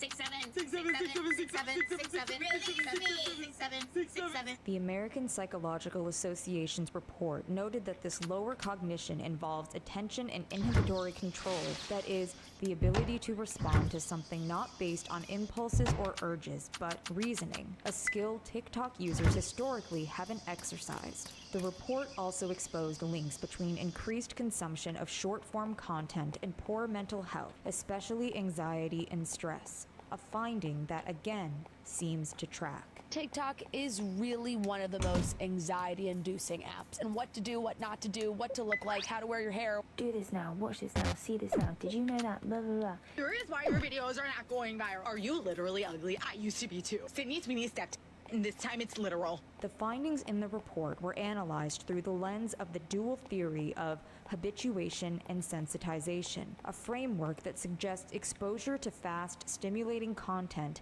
can desensitize the brain to tasks like reading. This TikTok and social media and everything has ruined my brain, and I literally just cannot. Stop. Problem-solving. Stop saying literally. I've had to start counting with my fingers. Or anything that doesn't offer instant gratification. There is nothing that I hate more than to sit down and watch a whole entire movie, but a whole 2-hour movie about a plot that I don't care about. Please leave me out of it. The report noted that short-form content is believed to stimulate the brain's reward system, which makes viewers unable to stop scrolling, even when this habit leads to isolation, loneliness, and lower life satisfaction. People will be like, what are you up to? And I'm like, oh, me? I'm just scrolling on social media, ignoring my life as it crumbles around me. It turns out even AI isn't immune to social media-induced brain rot. A recent joint study from Texas A&M University, the University of Texas at Austin, and Purdue University found large language models like ChatGPT showed a cognitive decline when they were fed mindless content, evidenced by worse reasoning, poorer long context understanding, diminished ethical norms, and emergent socially undesirable personalities. Then All right, again, I've had enough. you don't need a team of scientists to tell you how destructive endless scrolling can be. Addiction. The internet's full of testimonies from TikTok users claiming TikTok has consumed their lives, that hours of their days have been lost scrolling, and that the app is a disease there's no cure for. Given the language that's being used, it's not surprising that chronic social media use is being referred to as an addiction, and apps like TikTok as digital crack. If I wasn't severely addicted to short-form content and TikTok in general, I would delete this app in a heartbeat. I have a problem. All right. After all, that's it for me. Thanks, stop by. I appreciate being here. And Don't forget to check out the social medias, Put your means and be I'll able be to back. reward and